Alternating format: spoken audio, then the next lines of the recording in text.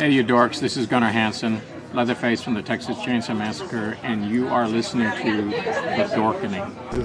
Hi, I'm Brian Johnson, and although you probably accidentally stumbled across it and have no idea why you're watching it, you are in fact watching The Dorkening.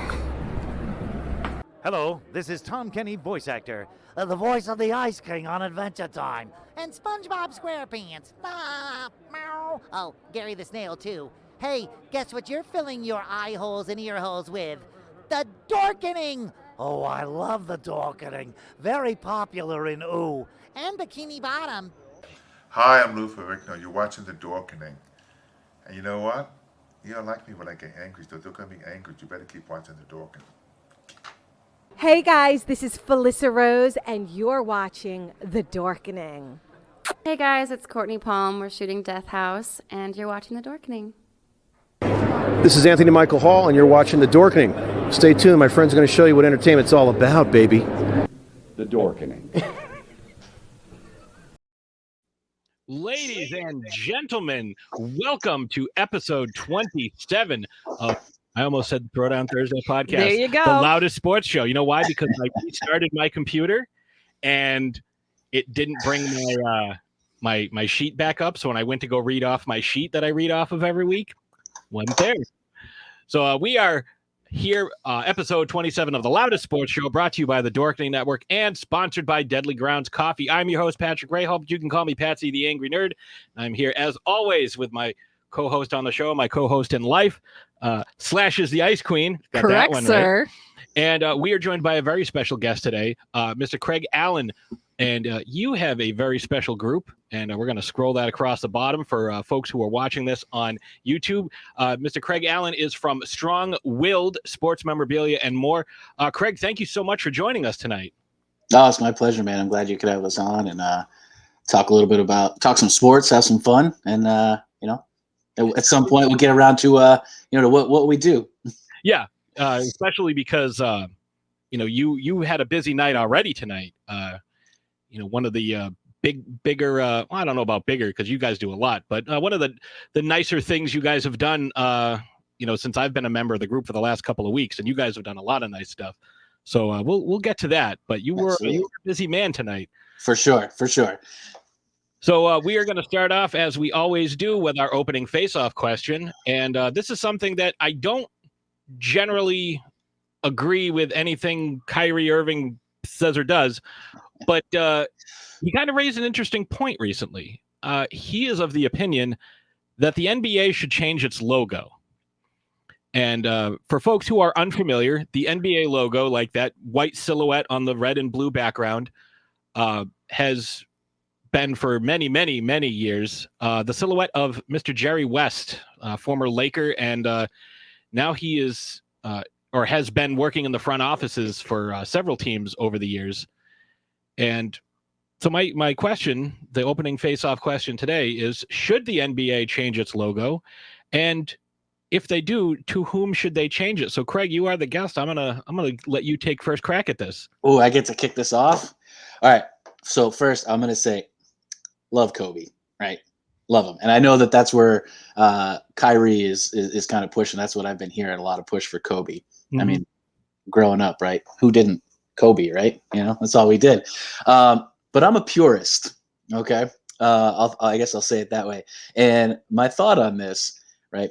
First of all, right? I'll go college for a second. Notre Dame uniforms, they should never be touched. They're beautiful, just the way they are. I love them, right? Michigan uniform should never change, right?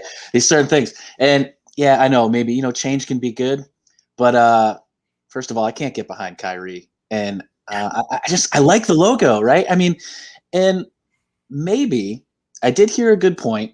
I can't take credit for this, but there might be some regions of the country where Kobe might not sit so well. Yeah. So I don't think I'm for it. I love Kobe. I think he went on to do many great things, but I got to say, I'm with staying with Jerry West on this one. Okay. I'm with you on there are aspects of Kobe Bryant's off the court life that I'm not a huge fan of, but that's a topic for another day. Absolutely. Slashes, what about you? What do you think? If it ain't broke, don't fix it. I mean, seriously, that logo is iconic at this point. It's sleek, in my opinion. Mm-hmm. It's very chic, but it's iconic. You see that logo and you know NBA. So what are they looking to do? Change the silhouette? Well, this is just... Is that really going to change? You know what I mean? Like, it's just a silhouette of a guy. I know it's of a specific guy. Yes. But still, like, I mean, is it really going to change much if you change things? Why bother? Well, one could make the argument that, you know, I mean, even Jerry West is known as the logo. People will refer to him as the logo as opposed to Jerry West because of his fame as that logo. Now, there are a couple of things that, you know, come to mind that might be good templates to, if you were to change this logo. Obviously, the Air Jordan. That might be the only one I could potentially get behind because of how iconic he is. Yeah, I'm on board with that because honestly, even as a casual basketball fan, when I think of basketball, I think of Michael Jordan. That is the first name aside from Larry Bird that comes to my mind. And when you see that logo, you know who it is. I was saying, and the only reason why Larry Bird comes to mind is because my mom has a thing for him. Yes. She has a shrine to Larry Bird in her house. We do have the Funko up top above. I don't know. It's kind of hard to see. It's hard. We have... I could see them. We have Bird, Bergeron, Mookie Betts, Blades, and like Gritty, the greatest growing mascot of all up, time. my mother's free passes were Patrick Swayze and Larry Bird. Neither one had anything to do with the other. So, and it's funny, you know, we had all this Larry Bird stuff in the house. My dad was a huge Celtics fan, but we had the Larry Bird stuff because of my mom. You know, and I can't say anything because I'm that way with Bergeron. I was about to say the apple doesn't fall far. Just a different sport and a different guy. However, in my defense, Bergeron is a hell of a lot more handsome than Larry Bird. I'll give you that. But Bergeron is not from a place called French Lick. So it's out there. Maybe she picked the right hall pass then, you know? I mean, you know, I was going to say, as she's talking about this, there are more pictures of Patrice Bergeron in the house than there are of me, and I live here. Then you saw because earlier, I don't see pictures you saw of you. her tattoo. You live here. She came to visit me at work. Yeah. And and she brought me coffee. And then I got a text from somebody. They're like, hey, Bergeron signing autographs in Millbury. And I looked at her. I'm like, just go. She went home, put makeup on, changed her clothes, and then went to the place, met Bergeron. We got a nice, you know, 20 by 24 photo of him hoisting the cup, autographed. Nice. And then she's like, can I get my arm signed? He's like, sure, but it'll cost another $50. She's like, that's fine. Signed her arm. And then she immediately left and got it tattooed. That's so smart. I mean, it's kind of awesome. The certificate of authenticity that we have is not for the photo. It's for her arm. That's what it says, you know, forearm signature. Like, that's the best. Wait, hold on. Are you telling me you actually have a certificate? Yeah. Or you can at first I thought you were like making a joke, but you're telling me you actually have a certificate. No, oh, yeah. The autograph on my arm is authenticated. That you know, for nothing else that could happen tonight, for being on this podcast, that just made this all worthwhile. That was amazing. I'm glad. Yeah, that's something. That's the end of our show. No, we will see you next week. No. All right, signing off. So going back to the logo, the only other one I could think of, and it's kind of cool because it's kind of shows the progression of the game a little bit, and that would be the Shaq Dunkman logo. Like, that's not terrible, but like nobody really dunks anymore. Everybody hucks threes from like 40 feet out. Well, if we could somehow incorporate, like a little silhouette heaving up a three from like center court, like that would be an appropriate logo. But I'm kind of with you. I don't think that one needs to be changed. I get, where, when Jerry West played, the league was predominantly white, and now it's not anymore. And, it would be nice to actually represent the people who, make up most of the league, So I can understand where he's going with Kobe, and especially where, Kobe, passed away a little over a year ago. We did our Kobe tribute show back in January. So I get where he's coming from. But if the NBA is looking for controversy, that's what they would do. But if they're trying to avoid any controversy, and this is, Kobe Bryant, fantastic player, but has been said already, not the best person off the court. So, do you really want someone like that on your logo representing your, entire franchise? I think that if the logo had not been like, this is Jerry West, if it was just like, here's our logo, like the MLB logo, which I like because it could be a left-handed batter or a right-handed batter, doesn't matter. If it's just a generic, silhouette, does it change? I don't think anyone brings up the fact that it needs to change. No, you're right. I think they're focused on who it is instead of the actual, it's just there. I love what was it? Sleek and chic. Yeah. That was the great adjectives. Like, that's what it is. Like, I see that and right away, that's the NBA. And I get it. It's kind of a feel-good thing to put Kobe on there because we want to pay tribute. And again, I love Kobe. We all grew up throwing our trash across the floor, or throwing our socks into the hamper, and you yelled Kobe every time you did it, And, I have respect for him, even though I, as a Celtics fan, I have to kind of hate the Lakers. But got to respect the man and the way he played. And but no, I just don't see a reason to change it. Like, you're changing it just to change it for like one feel good moment. I don't know. Yeah, no, I'm with you. Like, not to mention the costs that go into rebranding and everything. Like, does the NBA really have that kind of money right now to? Yes. Yeah. Yes, they do. Like, yes, they do. All of their owners are billionaires.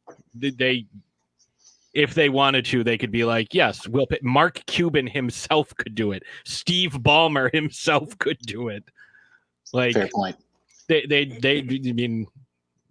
be okay. All right, so that's a pretty good that's a pretty good spot. Did a good job, I think, with the opening face-off question. But obviously, we want to hear from you folks at home. So let us know what you think. And there are no wrong opinions. If you think it should be changed, I can understand. We happen to think that it should stay the same because, exactly what Craig said. Why change it for one feel-good moment? I totally unless you're going to change it to Bill Murray and Space Jam, it's just not worth it. Yes. Yeah, make it funny. Right.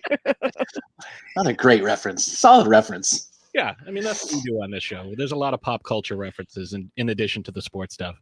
Good stuff. So we're going to take a quick break, about a minute, and we'll be back after we hear a zombie talk about coffee. And what we're going to do is we're going to get right into the sports news of the week. So we will be right back. Everyone thinks because you're a zombie, you don't know good coffee. Well, they're wrong. There's only one brew that gets my seal of approval. Deadly Grounds coffee is my guilty pleasure. The aroma is so intoxicating. It brings all of my neighbors out of the woodwork. Deadly Grounds coffee. Coffee to die for and zombie approved. It's good to get a little deadly.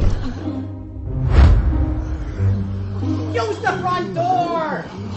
Oh, they're so disgusting. All right, so we are back. We're going to open this up with a little bit of NHL talk. We're going to save the NFL and the Patriots stuff for last because, Craig, I know you're a big Patriots guy, and I want to really concentrate on some of that. So we're going to start off with a little bit of NHL. Slashes, you got some NHL news from the past week or so? Yeah, so on Sunday, Patrick Kane scored his 400th goal. Yeah, one of the highest scoring, most prolific American-born hockey players of all time. Currently with the Chicago Blackhawks. Always with the Chicago Blackhawks. Been with them for 14 seasons at this point. Yeah, and like they've really had to lean on him this year because of the absence of their captain Jonathan Tate. So congratulations to him. That's a pretty good feat to have. Like not many guys even get there in points. Yeah, 400 let alone goals. Goals. So that's pretty rad. And Sam, is it Gagner? I'm gonna say Gagne, probably, is the 9th player in NHL history to go 9+ years between hat tricks. He is not a prolific scorer. Wow. Here's some fun facts. So Dit Clapper, that's a name for you. Went from March 9th. Hold on. Great. Wait, who? What? Dit Clapper. He is actually number 5 for the Bruins. He has his number retired in the Boston Garden. Wow. Okay. Learned something new today. With another similar sounding name.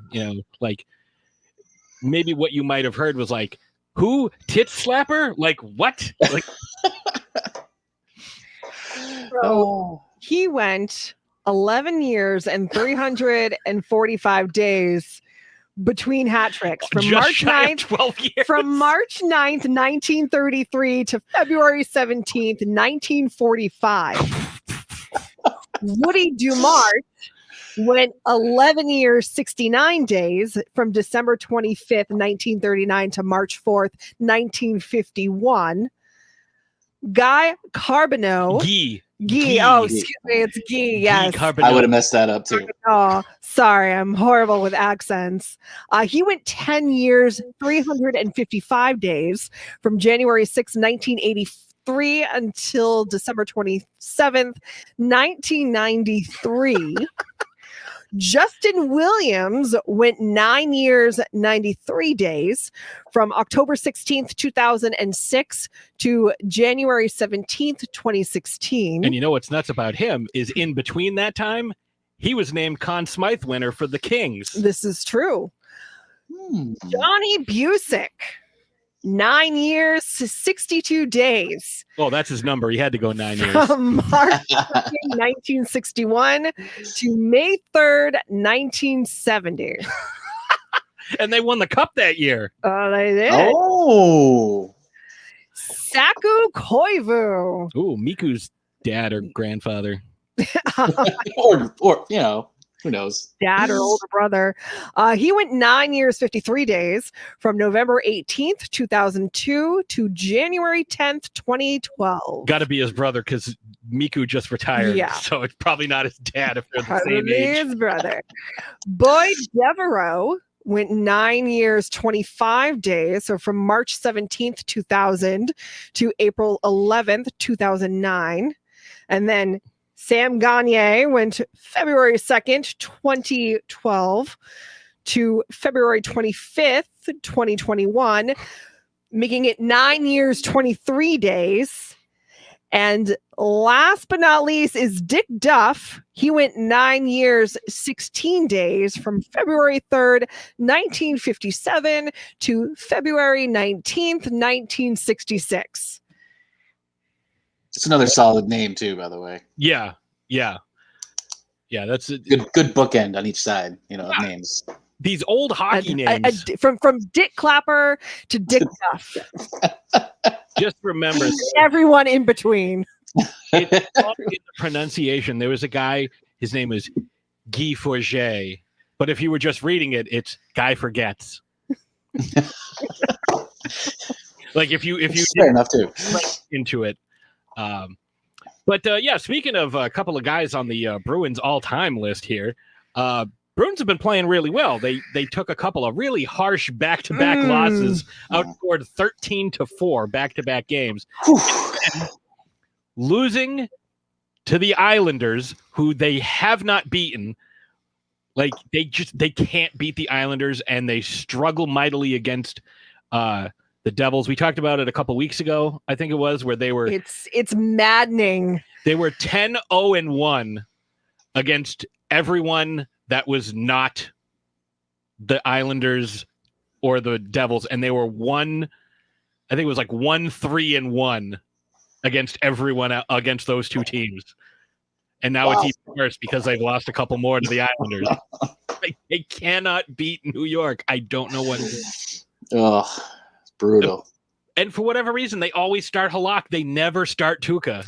Yeah, that's what frustrates me the most. Man, we're having a tough time with this. Send in the backup. We can blame it on the backup later. Let's just put him in, and we'll say that's why we lost. I'm giving up 5. You gonna let me out? No. Not till you give up 7. Like, and then still you're staying. I'm on it, coach. Yeah. Some teams just get into certain guys' heads. And I'm wondering if this is the case for Halak, seeing as he's been in net every single time they've played these teams, and he's lost every single time he's played these teams. Against the Islanders, he's been the only one. I don't think Tuukka's started against the Islanders yet.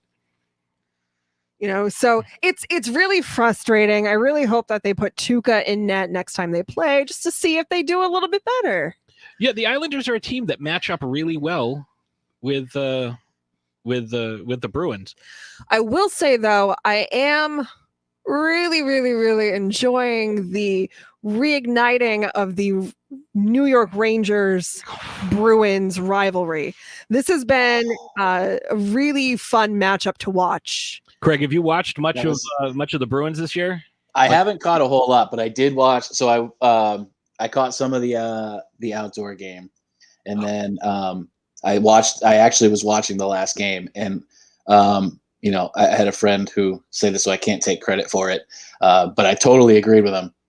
That's just the way every NHL game should just end, right? Just throw down the gloves and let's just start banging on each other. Like, let's just go. Like, we have been singing the praises of, like, for the past month and a half, however long the season's been going. We have just been singing the praises. Trent Frederick. Oh, love Trent Frederick so much. Like, that guy is just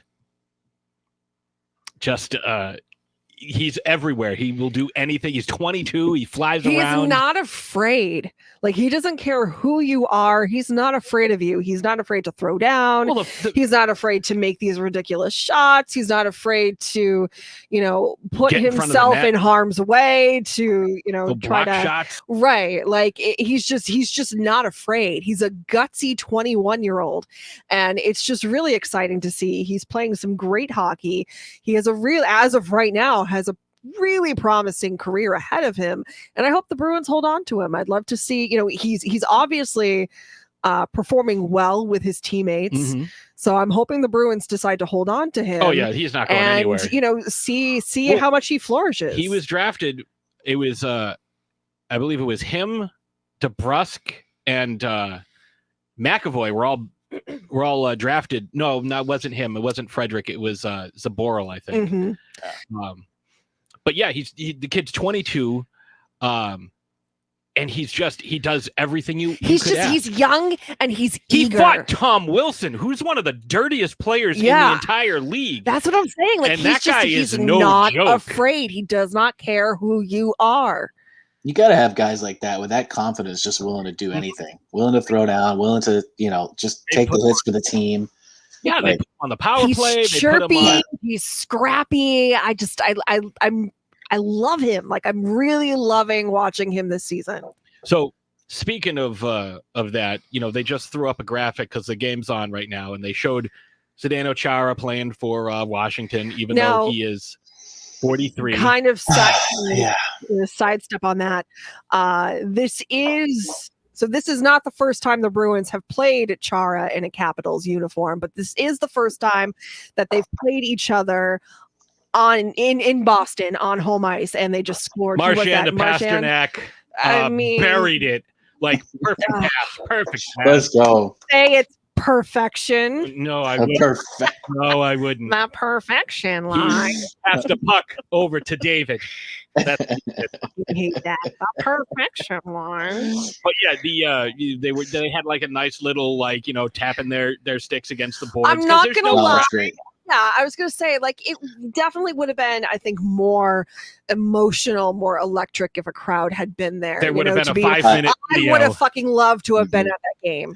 I was gonna say the same thing about him coming back tonight. Like, I really wish there was fans there. Yeah, like give it a couple weeks and there will be. Yeah, but still, like they're not going to do this again. They like might. I mean, they might, but it's not going to have the same.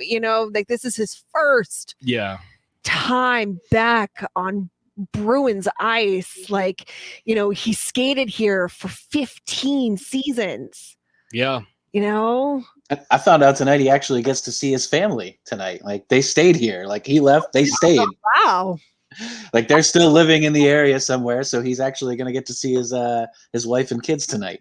Oh, that's nice. Well, it's funny because they had they put up a graphic because part of the reason what.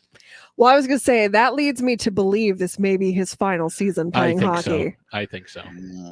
I wouldn't be surprised if the Bruins, contract him for a day or so. So he retires. So he can retire a Bruin. Go into the Hall of Fame as a Bruin. I wouldn't be surprised to see that. I wanted him to retire this year.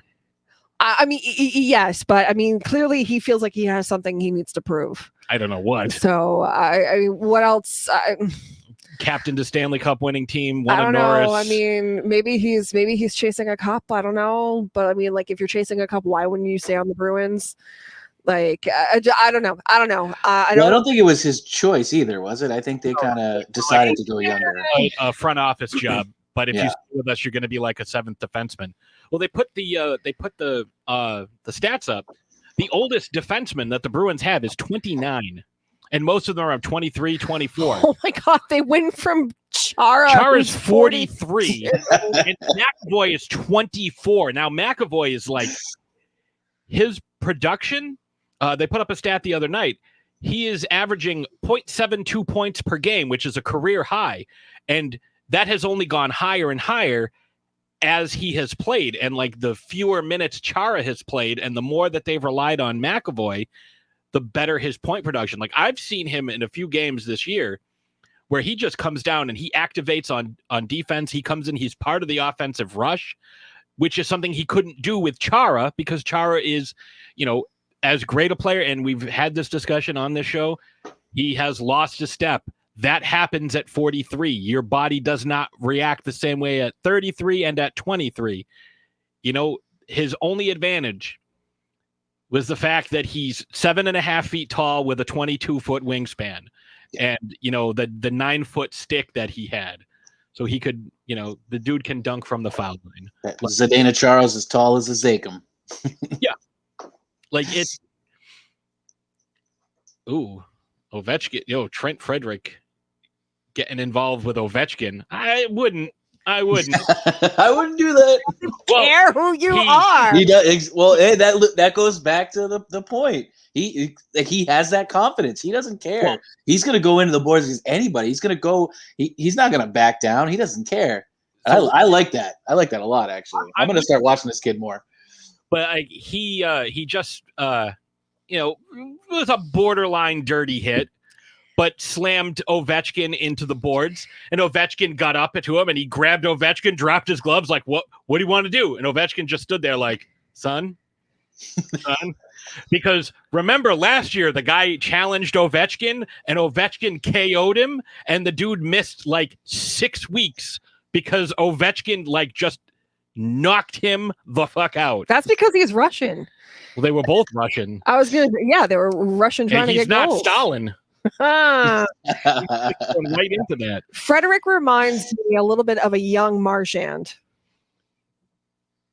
The scrappiness, yes. Yes, like attitude. Not the offensive skill, not the no. He's also a lot bigger. But the attitude. Yeah, the scrappiness. Like he's got a little bit of a chip to him. Like, he's like a more skilled. He's somewhere between Thornton and Lucic when it comes to his attitude and like the way he's willing to hit and throw his body around. Dude, Frederick Fight Club. Oh, no, she just got knocked out by Wagner. Oh, big hit. So let's do we have anything else with I will quickly run down oh shit, we do. What were we talking about on the way home? Craig, I don't know if you heard about this, but there was an article by Fluto Shinzawa that there are a handful of teams that are interested in Jake DeBrusk. And I don't know, what are your feelings on that? Again, I know you haven't watched a ton of hockey this year, but you know, you're a New England guy. I'm sure you've heard stuff. So what are your thoughts on moving Jake DeBrusk? You know, I haven't heard that trade rumor, and I've got to say that there's something about this team that I like and the makeup of it, right? I mean, just kind of the current construction of it. I don't think I'd get on board with that one. I mean, I don't know what they're talking in return, or you know what the thought is here, but I mean, I don't know. I don't think I like that one. I could be wrong though. Well, here's where I totally get what you're saying. Like, there's something to be said for chemistry. Yeah. You know, we've seen it in this town over and over again where teams that have no business playing for or winning championships win I was just going to championships. say the 2011 team, there was something magical. They had some skill. I'm talking like the Celtics led by Isaiah Thomas taking the Cavaliers to 7. Like that shouldn't have happened. You know, the 2001 Patriots should not have beaten that Rams team. You know, just there was a talent discrepancy on that team. I'm sure you will agree with me, Craig. Talent discrepancy, yes. Okay, I'll give you that. But that's what I'm talking about. Like these talking about up here.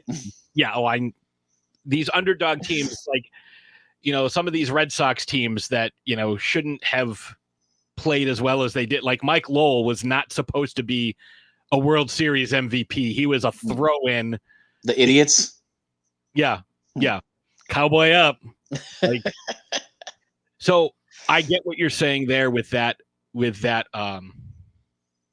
analogy, you know, talking about the chemistry. However, right now, DeBrusk is a left wing. Like they've been playing him on the right side, but DeBrusk is a left wing. And right now, like your left wing's Marchand, and he's not going to play over Marchand. Trent Frederick, no. Who are the other ones we talked about? Anders Bjork, even. Since Bruce Cassidy called him out, he has been playing some of the best hockey of his career. He's scoring, he's making plays, he's getting up and down the ice. He's generally just, you know, a pain in the ass for whatever the opposing team is. And who's the last one? The other left wing. Bjork, Frederick, Marchand, and now I can't think of who the last one is. I don't know, but he's 2 years. So is it that the Bruins are interested in moving him, or people are interested in making offers? Okay. And I think his offensive game has suffered greatly. He doesn't have a 5-on-5 goal. And that's the Bruins' biggest weakness, and they also just gave up a goal.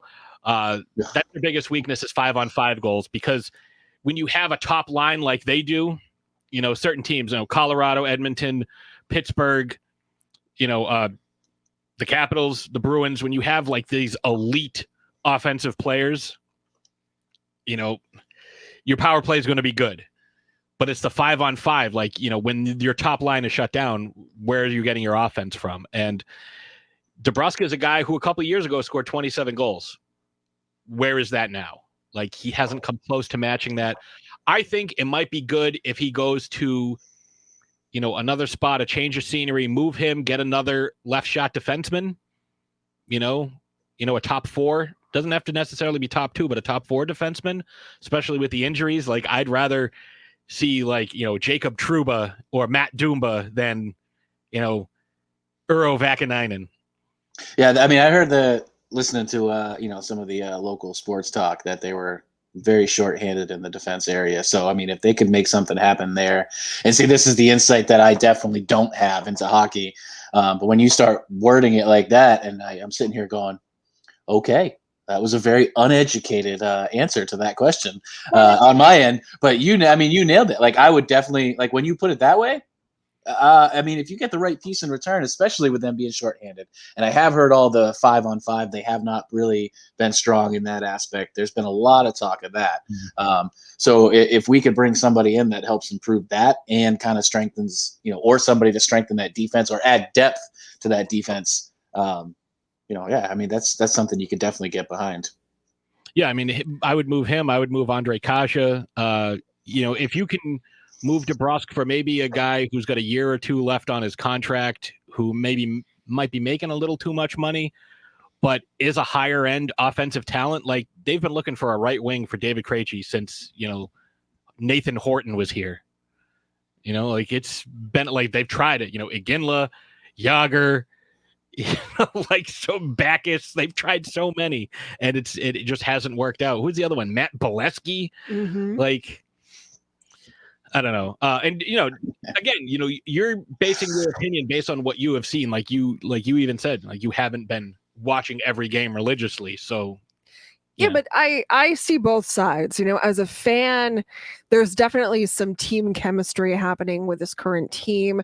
They're doing really well, and there's some really likable guys on this team, and Jake DeBrusque is one of them.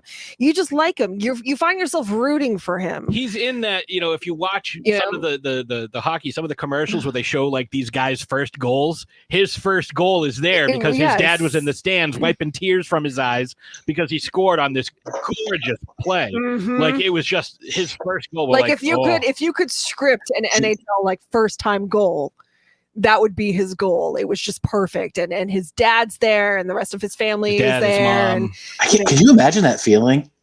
Like, I'm trying to put myself I mean, obviously scoring a goal would be great, but picture, like, I mean, I don't know. See, I love my kid. Like, I'm a dad first, right? I'm just picturing that feeling of like sitting in the stands, watching your kids score a goal. You know what I mean? Like you talking about like his dad wiping tears. I'm sitting there going, oh my God, like, that's got to be, like, what an amazing feeling that's got to be. Oh, know. Yeah. And his dad was a pro. So even that is just like, oh man, like, it's just, it's a great feeling.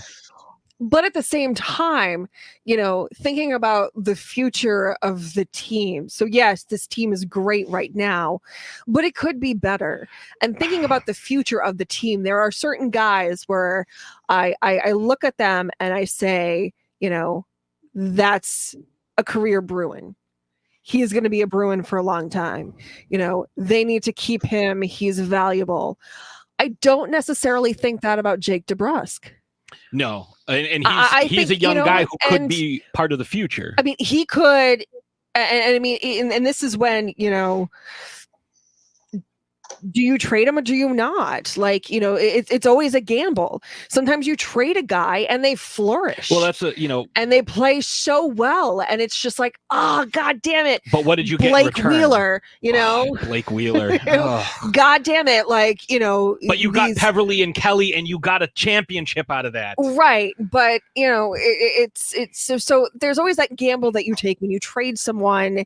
And, again, if he's hot right now on the trade market, I'm going to say if he's hot right now on the trade market and people I don't need your opinion. No, I mean, like, he's not a hot commodity. I wasn't commenting on his looks. Oh, I thought that's where you were going with that. No. He's not a hot commodity. He's not right now. my type. He's not. He's no. I just saw a thing. They just threw a graphic up. Ovechkin needs 4 goals to tie Esposito for like 7th all time. Oh wow! Do you think he doesn't get him? He's not going to catch Gretzky. Like, that's. I'm sorry. No one's. I don't think anyone's going to catch Gretzky. We did a thing, a little bit of a sidetrack. One of our earlier shows, who is the GOAT of GOATs, and I had to say Gretzky because I was like, well, if you discount his 9 MVPs in 10 years, if you discount the fact that, say you take away some of his records, like he has 3 more seasons of 200 or more points than every player ever combined, because no one else has ever done it. 90 goals in a season, 200 plus assists in a season. The fact that if you took all of his goals away, he'd still be the NHL's all-time leading scorer. And he's the only guy, I mean, obviously Jackie Robinson, but for a different reason, the only guy to have his number retired across an entire sport. And, we talked about nicknames earlier, and like Jerry West is the logo. Mm-hmm. He's just the great one. And that's, does he have as many championships as other players? No. He doesn't have the 7 rings. He doesn't have the 6 rings. He has 3. But this was also during a time where, you wouldn't have a line like Marchand, Bergeron, and Pasternak. You would have 2 offensive players and an unskilled goon who is there solely to make sure that the other team's goon didn't destroy your best offensive player, because that is how the game was played. Can we go back? Sorry, there's just something about the goons that I love, man. As growing up locally and listening to old LB on the radio for years, dude, that guy was a goon and a half.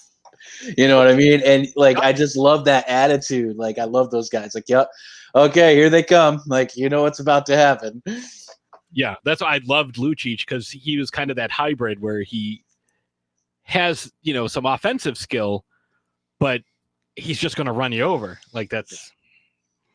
I would love to have prepared myself for, a goat of goats debate to fire back at you. But, you're bringing some points, that are probably solid, that right off the top of my head, I'm having a hard time combating. So, if you could, there's, again, it's all subjective. You want to say Brady's the greatest of all time.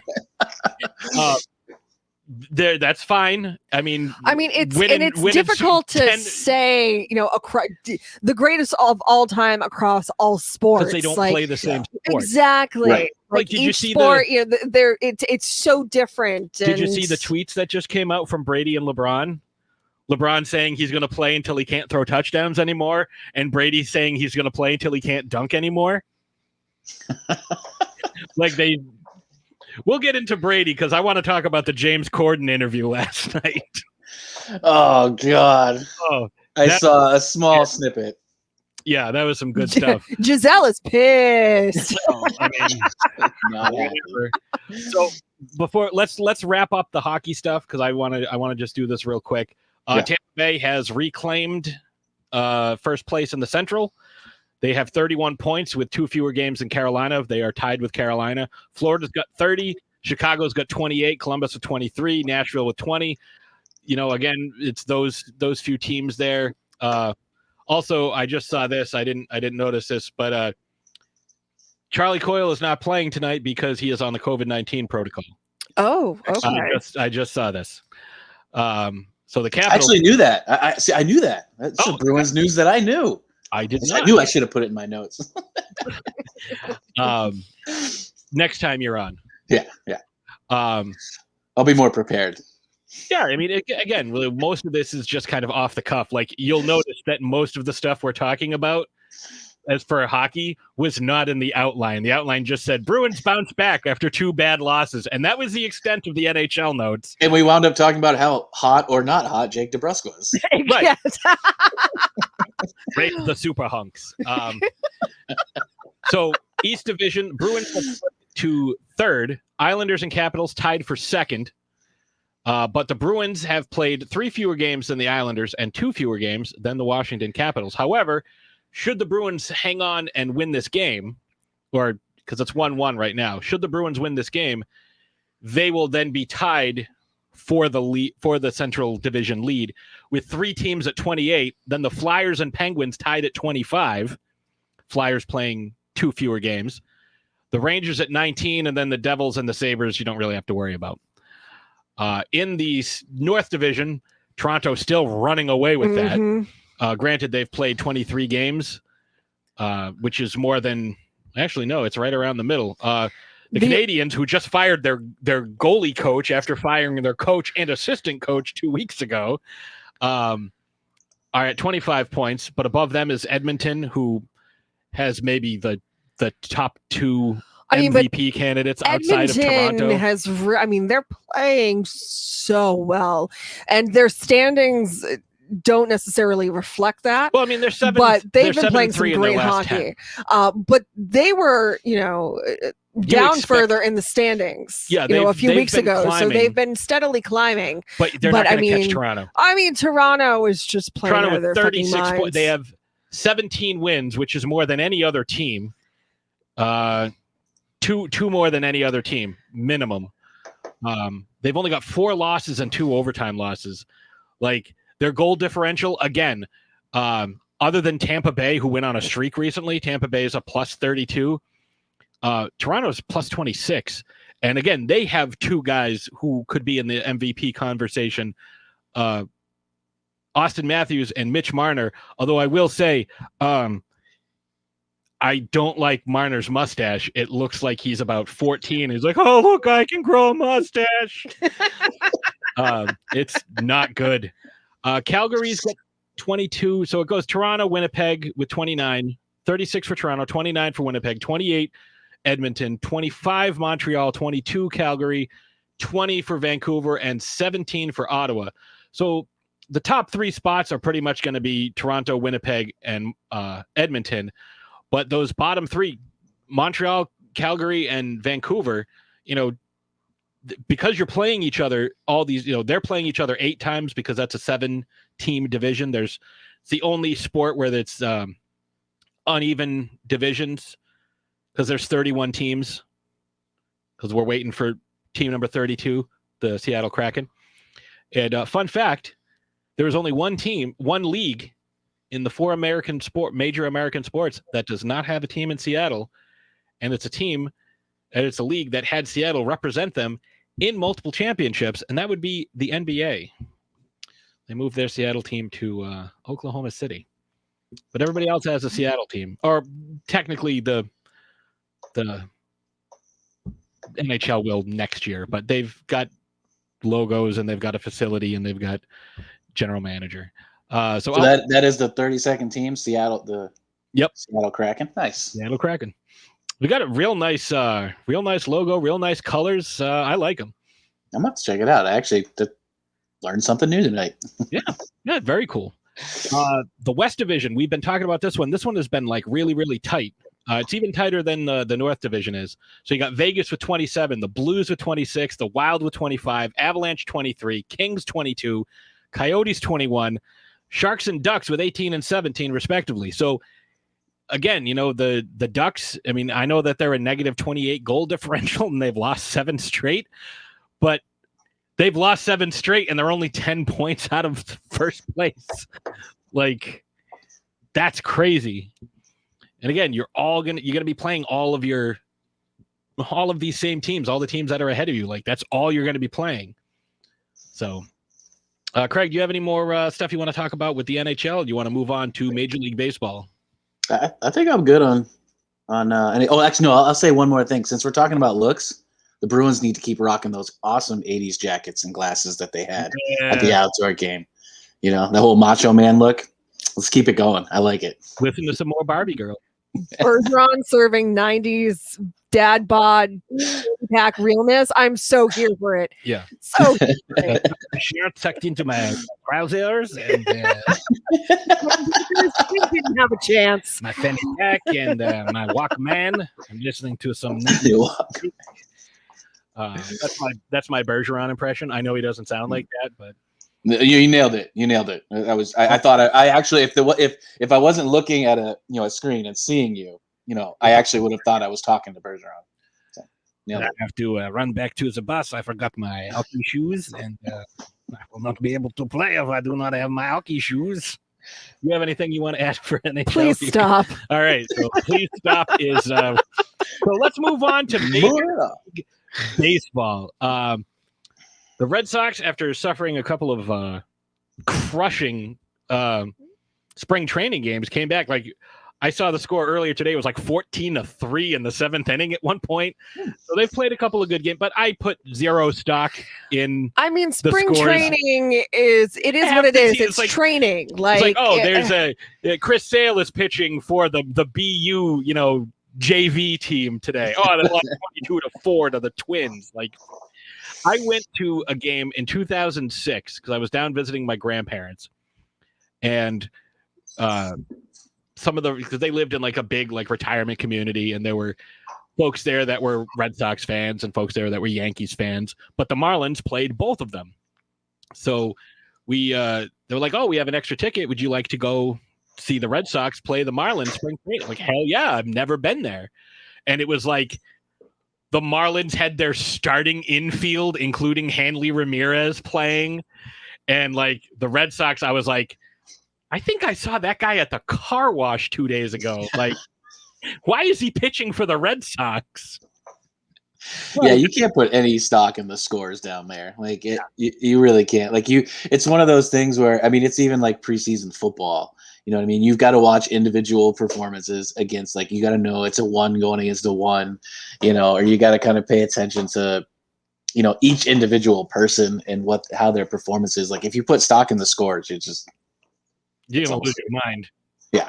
Yeah, absolutely. So you take the split squad games, right? And it's a doubleheader. So you take them and you average them, and that's how good they're going to be. So, I don't know. Again, we probably should have talked a little more prior to doing this show, because I don't know how big into baseball you are. I know you're a huge football guy. I'm a little more baseball than maybe than hockey. Yeah, but honestly, these teams have been hard to follow lately. I've been a big Red Sox guy for a while, but it's been hard to get behind, these teams lately. It just doesn't seem to have that, I don't know, like that dirt dog attitude that we used to have back in the day. And it's just not there, and I have a hard time getting behind, David Price was here. What was his thumb hurt because he played too much Fortnite or something? I'm like, this is what we're getting. This is what we're bringing in. Like, come on. My dog Astro bit me, and now I can't play any of the baseball game. I got a hangnail, so I can't pitch for like 8 weeks. Listen, I'd rather lose with the guys who are, eating fried chicken and having pitchers of beer in the locker room. You know what I mean? Like, and then the guy that can't pitch because, his thumb hurts from too much Fortnite. I'm good. I got an owie look. Coach, I can't take the mound. This kid 360 no-scoped me. My confidence is hurt. He said terrible things about my mother. And I said, don't you say those things. She's a nice lady. Ooh, Frederick. Oh! Oh no. Frederick's been, kind of nudging and cross-checking Ovechkin. Ovechkin kind of tired of his shit, so he just stick-dicked him. Ooh, okay. Just kind of just stood there and just lift the stick up real quick. And I was like, why is Frederick face down on the ice? Like, oh, that's why. That's it. Cross-checked Ovechkin twice, and Ovechkin wasn't having it. Oh, that's awesome. So, being a casual fan, and I haven't followed as much of the Red Sox the last couple of years as I would like, because baseball's tough to watch every single day. Yes. For sure. But where do you, watching all these other teams around them make moves and get better and enhance their team, and the Red Sox are like, oh, well, we can't possibly pay these guys. I'm just, a multi-billionaire. What do you want me to do? Give everybody money? Yes. I am not very optimistic about their chances this year. What do you think? I'm with you on that one. I mean, I'm looking at the lineup and like, yeah, okay, like when Sale is Sale, like he's great. I don't have that confidence, you know what I mean? And I'm looking down the lineup and I'm telling you, if I have to listen to them talk anymore about how great of shape Christian Vasquez is in anymore, like it really, like, is that what we're gonna put our season on? Like how good a shape Christian Vasquez is in? Like that's what we have to talk about right now? Well, as you know, I mean, the catcher is the most important position in all of baseball. And, having a good catcher can make or break your season. that's it. You know what? Actually, Henry, you know what? You convinced me. Now that I know that he's in good shape, they're going to win the World Series this year now because he's in good physical shape. Best shape of his life, actually, if I'm quoting Cora. Yeah. They just replayed. They showed the two guys in the penalty box, and they just replayed Frederick getting cup checked. So but he did what he meant to do. There's 5 minutes left, and they're 4-on-4 for 2 minutes, and Washington doesn't have Ovechkin. Beautiful. So he did what he was trying to, but it's a 2-on-1 now. Oh, good defense. Mission accomplished. But yeah, for me, baseball, as far as the Red Sox go, it really all depends on who's on the team. So basically you're basing it on who's on first. I see what you're doing. I fell flat. No, I mean, there are some teams, there are some people that they've had, some players who have just been so electric and so fun to watch. Andrew Benintendi and Mookie Betts and David Ortiz. Oh God, how can you not love that guy? I love Ortiz. Most clutch athlete in ever. I know.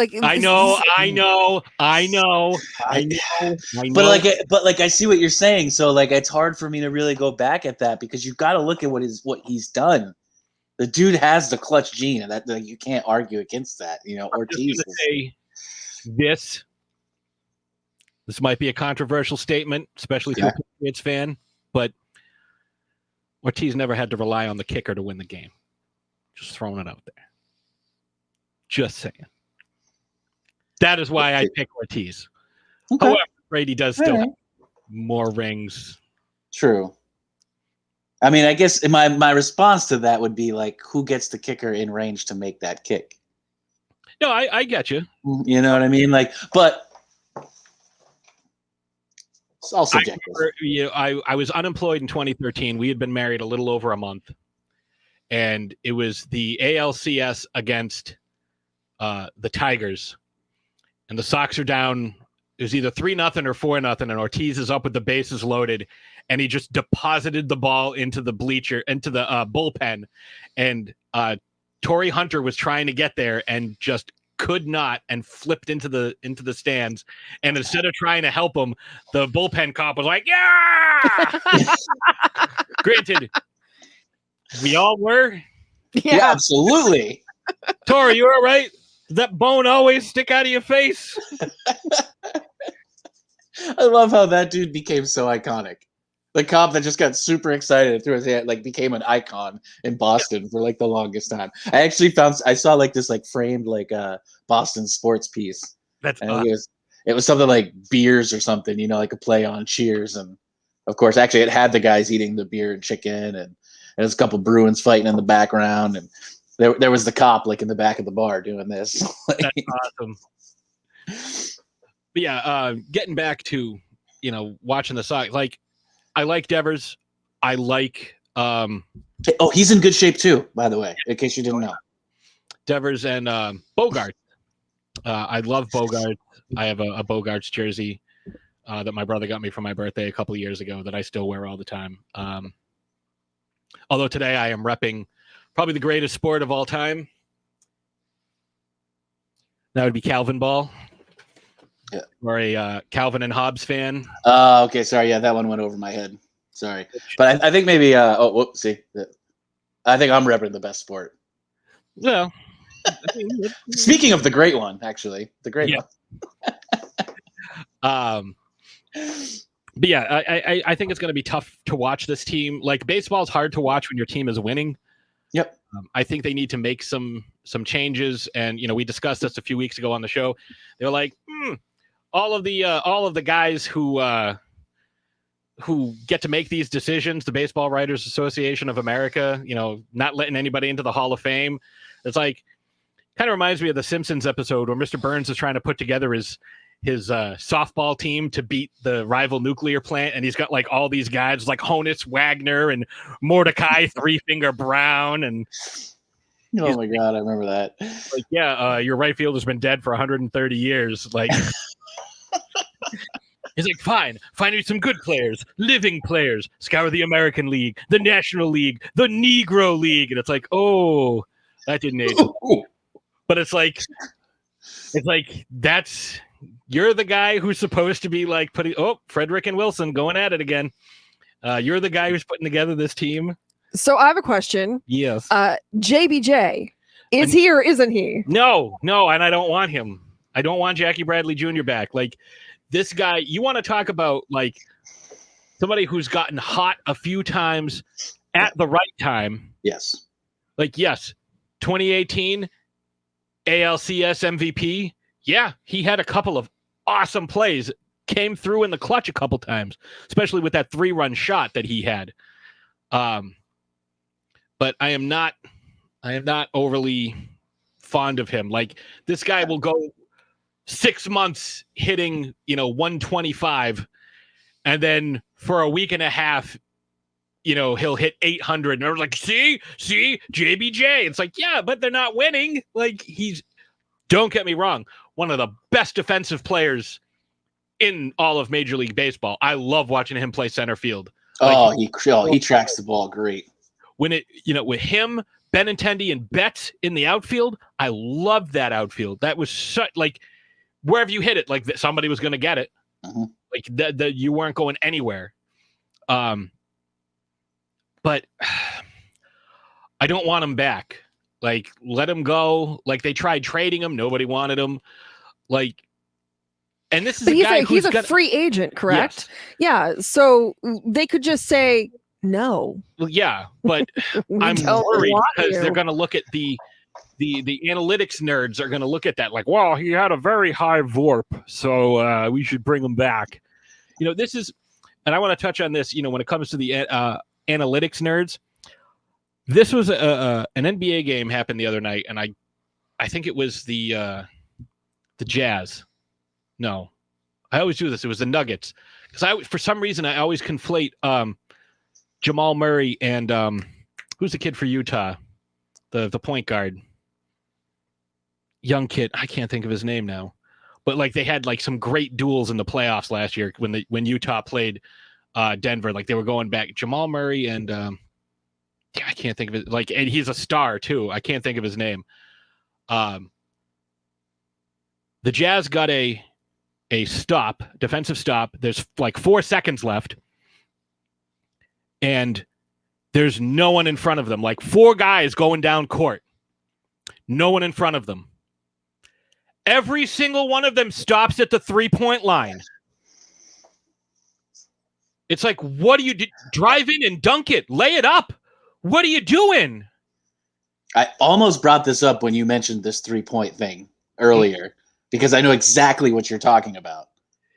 Like, yeah, it was nobody. Yeah. No. Your thoughts? JBJ. No, I mean, I'm right there with you. Like, I'm not high on him. Does he kind of fit a little, like he fits that a little bit of that dirt dog persona, the type of guy that you want out there, the one running around, diving, making all the great plays. He's gonna go full tilt, give you everything he's got. The problem is at the plate, all he's got ain't that good.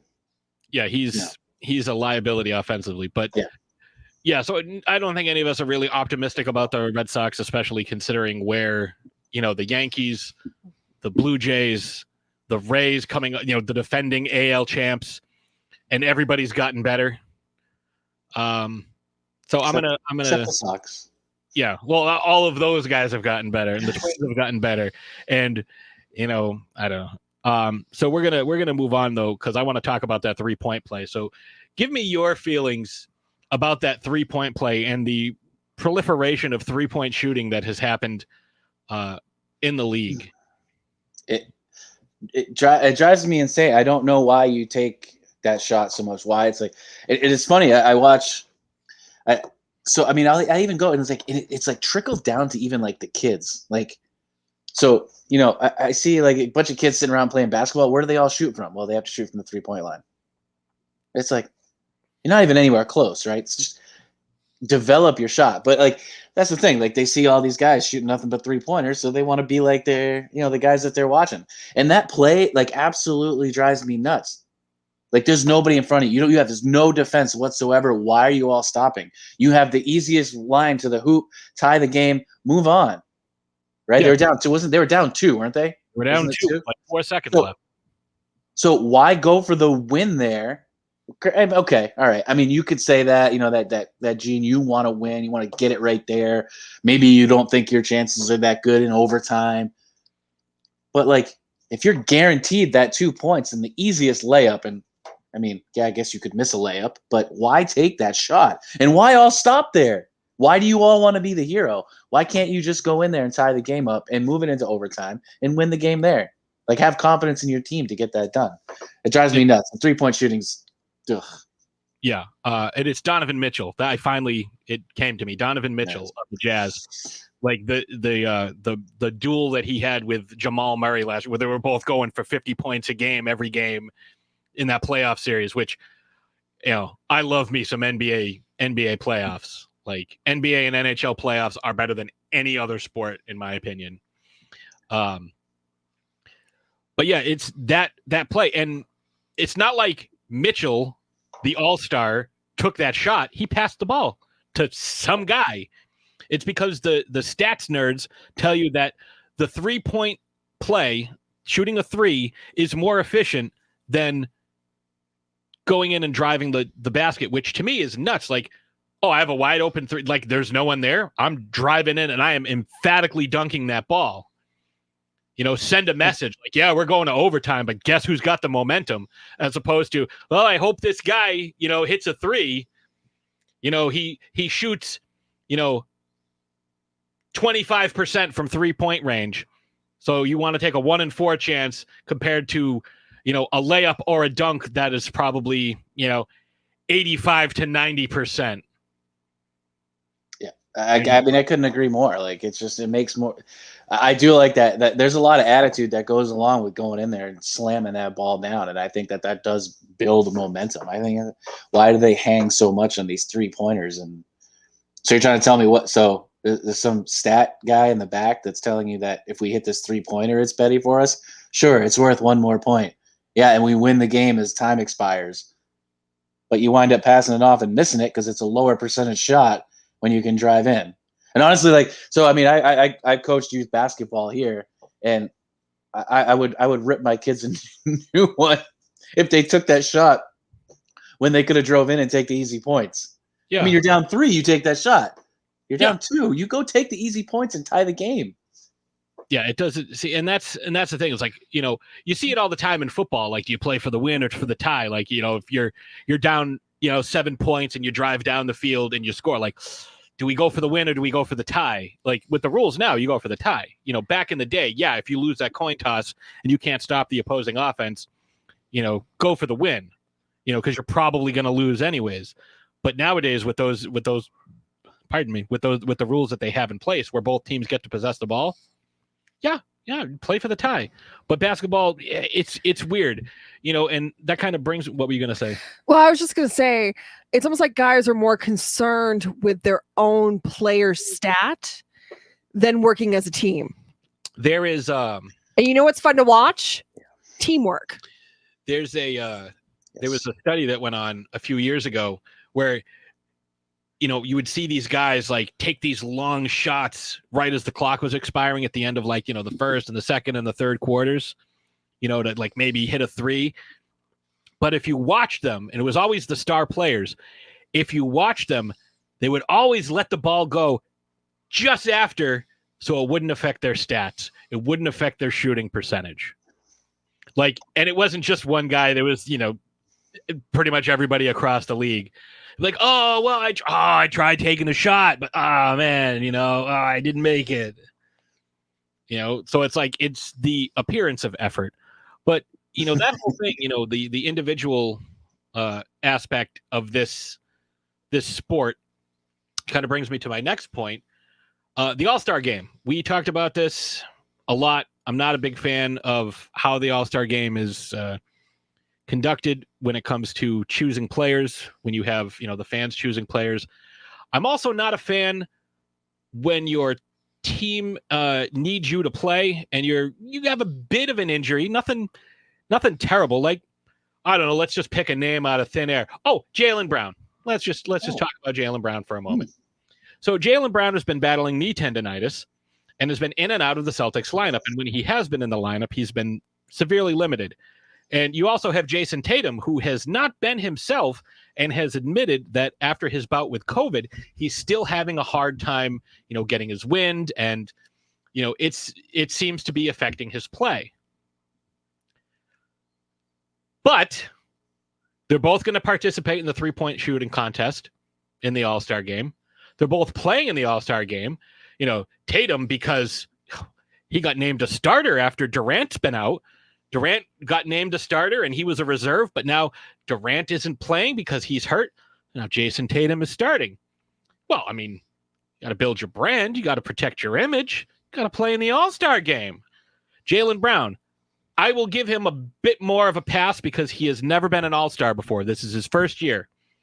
But I was listening to the Sports Hub today, and we, Sports Hub near and dear to our heart. Our first guest we ever had was Joe Murray on the show. And, they were making a great point, Felger did, saying this is a guy who, he's listening to him after the game last night, after they beat the Clippers for their third win in a row, which is good, even though they didn't have Kawhi. But he's like, yeah, I got to put the team first. I don't think I'm going to do it. I can't do that because the team first, I've been battling this knee injury and it wouldn't be fair because, team first and, that's selfish. So I won't be participating in the slam dunk contest, but I will be doing the 3-point contest and playing in the All-Star game. Now, as I said, Jalen has never been an All-Star. This is his first time. The All-Star game is in Atlanta. He is from Atlanta. He's 24. He just signed a huge contract. He's going to get a chance to play in front of his family, his friends, the people he grew up with. Like, this is a big deal to him. But if it's such a big deal that you can't play because your knee is bothering you and you can't play in your team's games, I don't think you should be playing in the All-Star game. Yes, the slam dunk contest, smart to bow out of that. Very good call. But what have we seen the last couple of years? Guys that are nursing injuries, especially knee injuries. Kyrie Irving, Kemba Walker. Kemba Walker has just now started to look like the Kemba Walker from 2 years ago. And it has been about a year since he played in that All-Star game, went over his minutes restriction because he was already on a minutes restriction because he had a bad knee. And granted, this is a glorified, exhibition where guys run up and down the court and no defense is played. I remember watching, oh my God, Jake DeBrusque is the first guy in the shootout. I remember, it's not 5-on-5, so he might have a shot. Yeah. I remember watching Shaq playing point guard, taking the ball up the court, dribbling between his legs. That's how seriously people take the All-Star game. Yeah. But at the same time, you know who else thought it was just an exhibition and it was all for fun? Apollo Creed. And we all know what Ivan Drago did to him. It was just an exhibition. If he dies, he dies. Yes. See, DeBrusque missed, by the way, like bad. If you are not healthy enough to play in your normal season, you should not play in the All-Star game.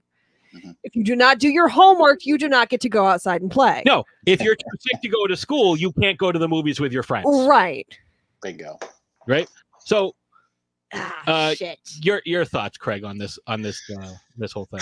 So you make a very decent argument about playing in front of his family and friends and in Atlanta and his first All-Star game.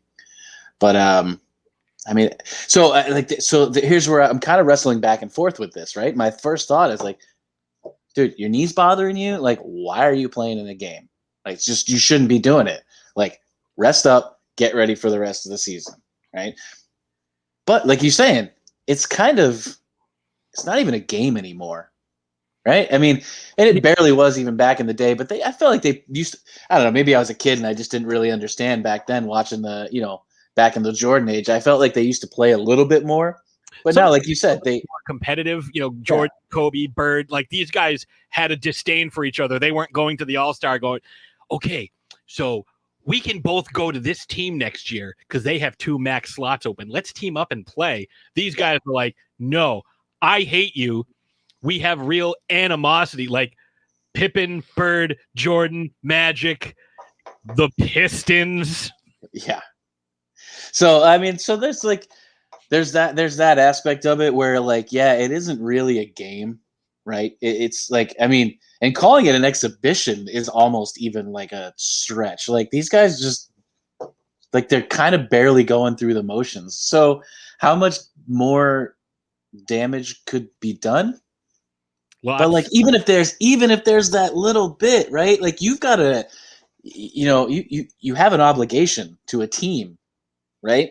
And I'm not going to say to a city because, I mean, these guys are athletes, right? They're professional athletes. They're there. They need their brand. They need to make their money. They need to take care of themselves. But if there's even that slight chance that you hurt your knee farther, that hurts you. That hurts your brand. People are going to be like, well, this guy's an idiot because he played and he got himself hurt more when he should have been resting up in a game that means absolutely nothing. Right. And so, it's not like one of those games where it's like, whoever wins decides home court for the finals or, like how baseball used to do it. Yep. It doesn't matter. Nope. And and that's the thing. If you're named to the All-Star team, granted it's in your hometown, it's not like you're not an All-Star anymore, right? You're just not playing because you're resting an injury, right? You still made the All-Star team.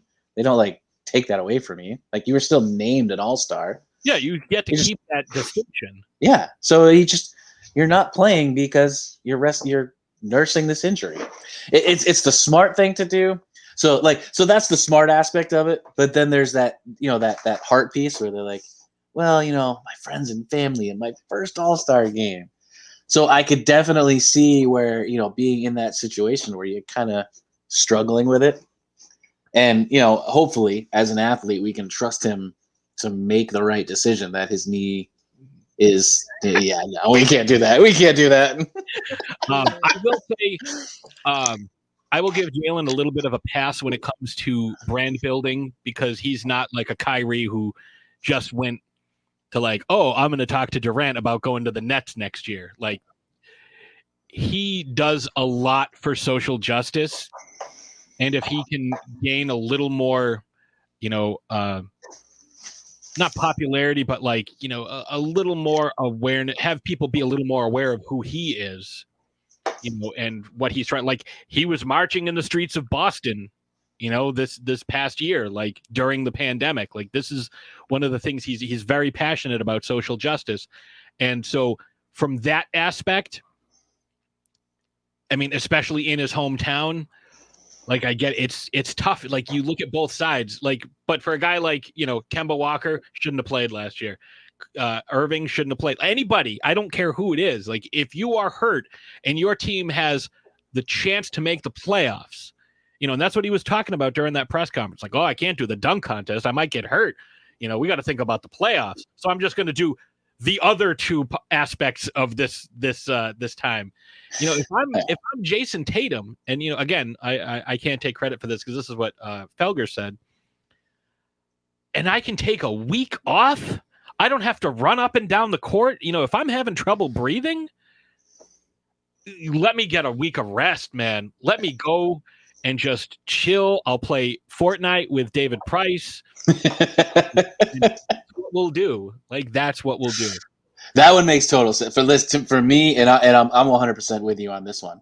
Like, if you're still in that COVID fog, right? We've all heard that COVID fog, right? I don't know. I don't know why I did air quotes because it's probably a real thing because a lot of people say it. But like, you should be resting up, right? Yeah. You know what I mean? Like, go home. You need that rest, right? You need to let your body recover. Okay. I mean, yeah, you can do some sort of active recovery at home. Like, you don't need to just sit there and do absolutely nothing. But you definitely don't need to be out doing all that they got going on. If you're having a hard time getting your win back, like you definitely need it. So he has no excuse. I understand the struggle going on with Brown, but Yeah, he has no excuse. He should be sitting this one out. And this is the thing with Tatum right now. Like, you have a chance. You can take a week or so off without compromising. Like I get that he wants to keep playing because he is the best player on that team. He's like the future face of this franchise, even more so than Jalen Brown is. And, if he's not out there, it's detrimental to the team, especially where they're struggling. They've been struggling so much. They lost like 8 out of 11, but they've won 3 in a row. If they win tomorrow, it's 4 in a row. They're kind of back into it. They just crept up above 500. But you have this opportunity where you're going like stressful game. I can take a week off and I can just relax and start to feel better, hopefully. I don't know why you wouldn't take it. What do you think? So coming from the perspective of an asthmatic, homeboy needs to take a break. Take the time off because your lungs need to heal. That's pretty much what it is. Your lungs need to heal. Mm-hmm. And if you're winded, if you're not able to breathe the way you normally breathe, it's a sign, like sometimes when you're sick or if you feel something coming on and sometimes you have difficulty breathing, like, oh, my lungs feel heavy, I feel winded, that's a sign that you need to take a break and you need to rest. Yeah. So he has this beautiful opportunity to take a week off and not have it go against him, not have it go against his team. And in any way, it's not like, he's turning his back on anybody. Take a break. You would think that as an athlete, especially, they would listen to their bodies and say, okay, this is where I'm at. This is what I need to do. Talk to your medical professionals. And they have lots of them for the teams. Well, and not only lots of them, but really good ones too. Yeah. Take a break and see what that does. Don't allow yourself to get out of shape. And I don't know how out of shape you can get in a week, but still probably not that much. I'm assuming that they work out every day. Or just about. Most athletes have home gym type setups. Do what you can at home in your time so you don't get cold, but rest, Mm-hmm. Just take some deep breaths, get yourself some Vicks Vapor Rub, just do what you need to do. Some snacks. Right? I mean, soup for your family. Yeah. Don't forget the ginger ale and saltines. Oh yeah, see, and he's rich. He can afford. Get someone to rub your back. He can afford the legit saltines as opposed to the salt square crackers. Or is he getting super fancy and getting the club crackers because step up from saltines? Is that where he's going? Only the peasants buy great value. I'm getting Keebler. Yeah. So, do you guys have anything else you want to add for basketball? Are you good? No, I think I'm good there. All right. So before we get into the NFL, because I don't want people to tune out after we listen to NFL. I got all the sports news. I don't need this anymore. Craig, please tell us about StrongWILLed Sports Memorabilia and more, like why you guys formed that and what it is that you guys do, because I'm a huge fan of what you guys do. Well, first of all, I want to thank you guys for having me on, giving me the platform to, to kind of help spread the word on StrongWILLed Sports.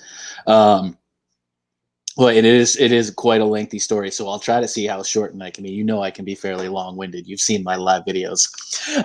Unlimited recording on this. So. Yeah, you can trim it up later. No. So, going back 3 years ago, my youngest son, Will, was diagnosed with stage 4 cancer. It was they call it a Wilms tumor.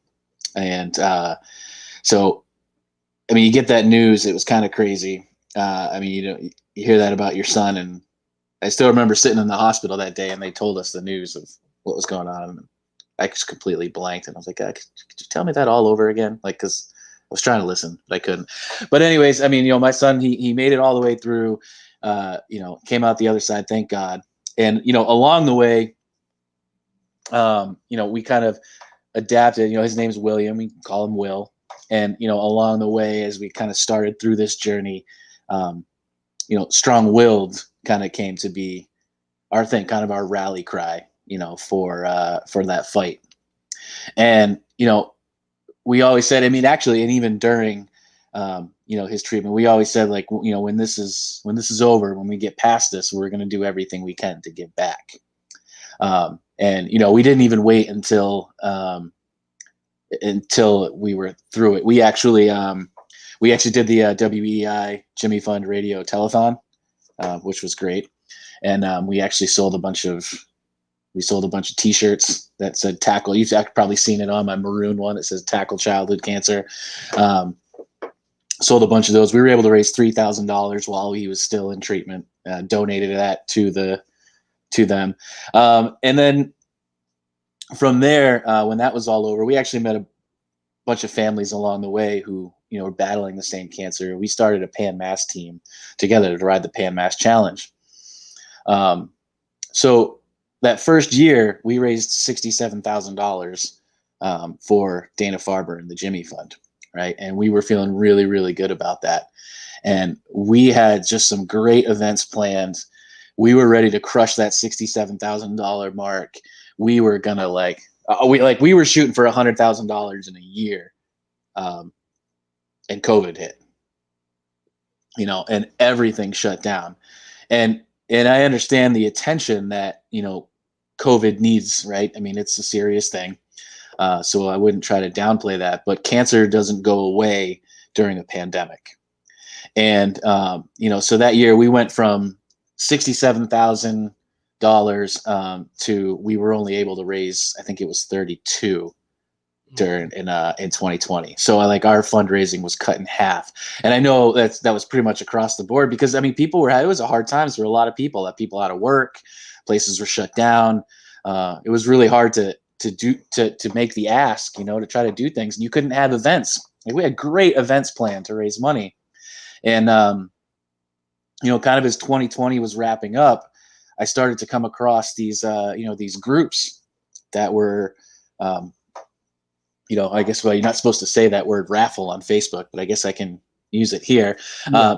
Raffling off sports memorabilia and doing it in a pretty fun way, to the point where I found myself, even when I wasn't playing, I was kind of watching to see what was coming out. And as I was watching this, I'm going, the gears started turning, because I knew that right now, we're still in a pandemic, we're still fighting through this. So we can't really have these, these huge gatherings that we were planning to have and that we had tried to do, a year ago. So I knew it was still going to be an uphill climb, to raise this money. And I was like, you know what? I think we can do this. I think we can get this sports memorabilia, and I think that could be our way. I think that could be the catalyst to put us over. And that's how we could reach our goal. And that's kind of how it started. And it's morphed into, it took off way more than I would have expected.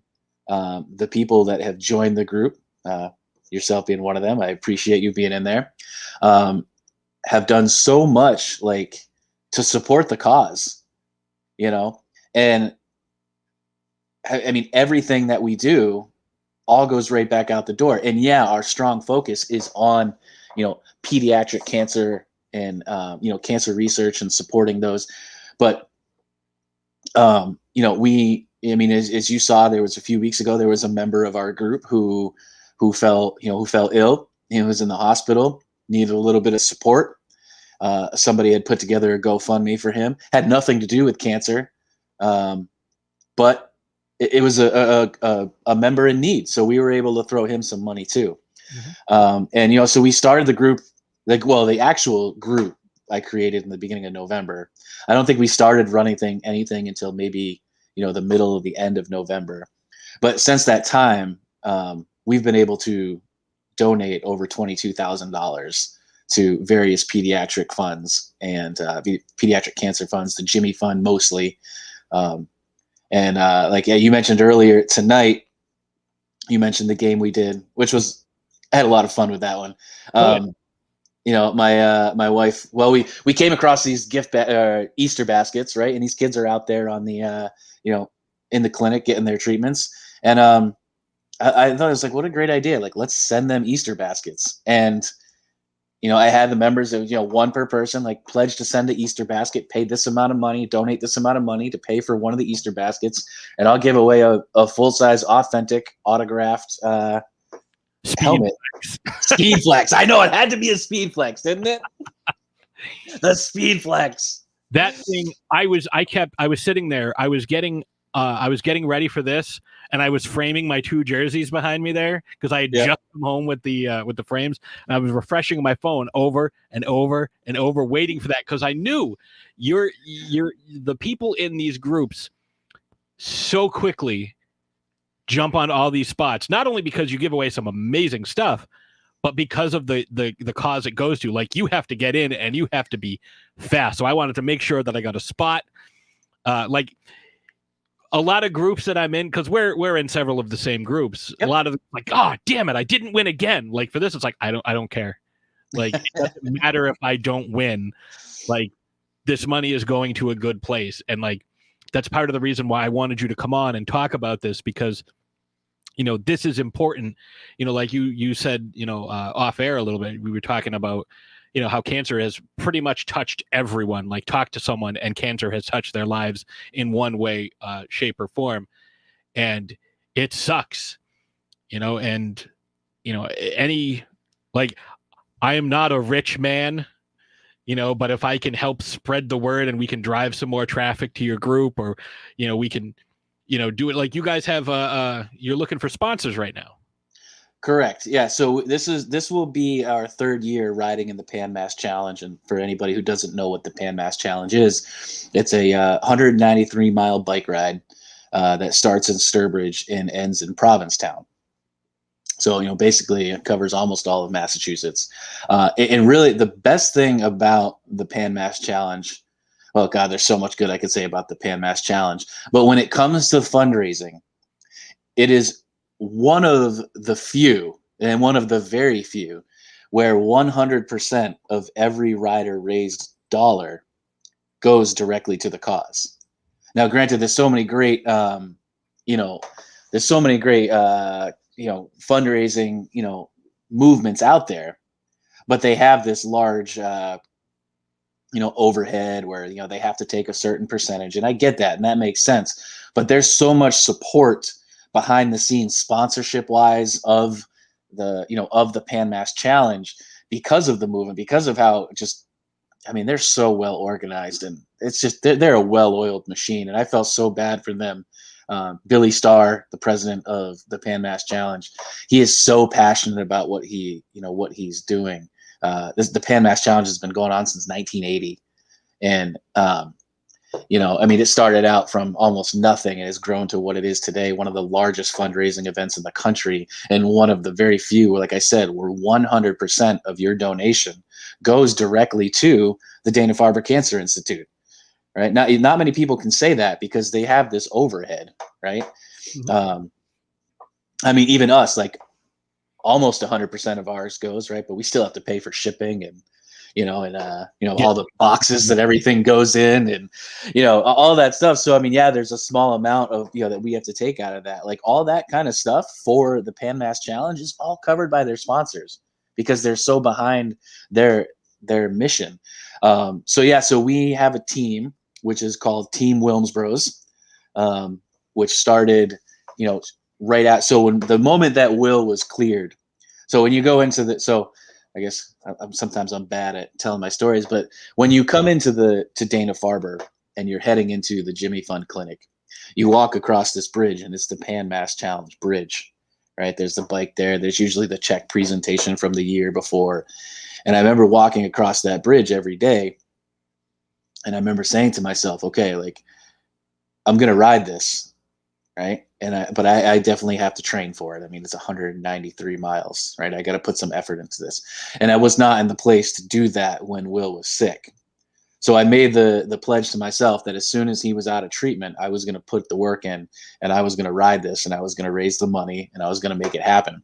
And I remember reaching out to a friend of mine and telling him he's huge, cyclist. And he was like, I'm in, let's do it. And then I started talking to these families that we had met along the way, and who had the same cancer as my son, and we had become very close with. And we used to always joke that the three boys were the Wilms Bros. All of them had the Wilms tumor. They were the Wilms Bros. And it kind of took on a life of its own. So now we are Team Wilms Bros.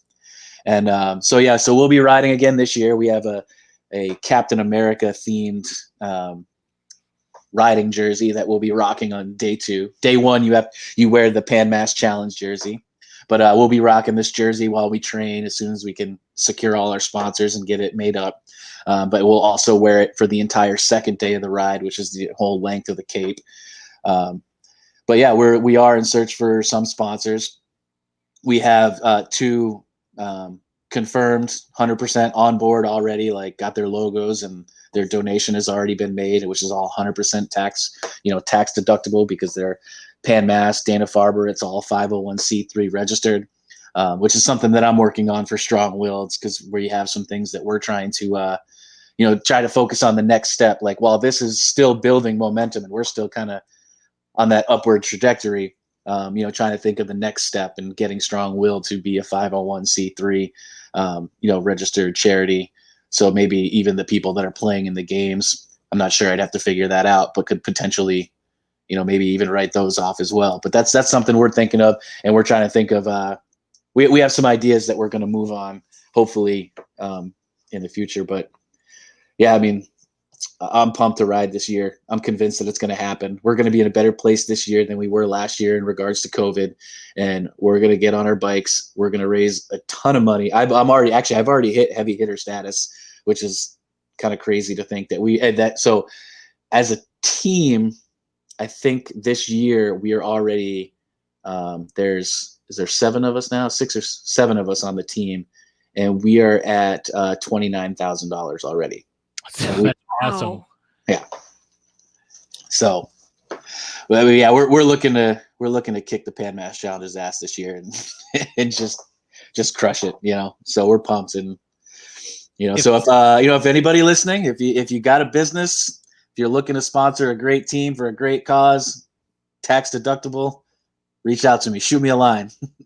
I think I can. There might be someone I can talk to, but kind of in that vein, you and I talked a little bit off air, and I've been teasing this in our Facebook group because I've done a couple of these drops recently, but I have a Bill Belichick signed Patriots helmet coming in. So obviously we want to raffle that off and have folks put into that. But I committed to you off air, and I'm going to do it on air, that regardless of what we make on this, that the Loudest Sports Show, under the umbrella of Throwdown Thursday, we're going to donate at least $250 to your cause from whatever we make off that. If we don't make $250, doesn't matter. We'll still get you the $250. But I want to, we talked off air, cancer's been a big thorn in our sides as well. I know that's a mild way to put it, but so if folks want to win a great prize and want to help contribute, like, I'd love to give more than $250, but $250 is the floor. So the more we get on this, the more I'll be able to give you guys. And, I'm happy to do it because this is just a phenomenal cause. And it's a great piece of memorabilia that anybody who's a Patriots fan or collecting memorabilia would love to have in their collection. Now, you and I have an almost identical piece in our collections. Almost, yeah. Yes. I have the Rob Ninkovich with the inscription 2-time Super Bowl champs black Eclipse helmet. And you have the same thing, but I won mine in a drop. How did you get yours? Oh, that's a good story.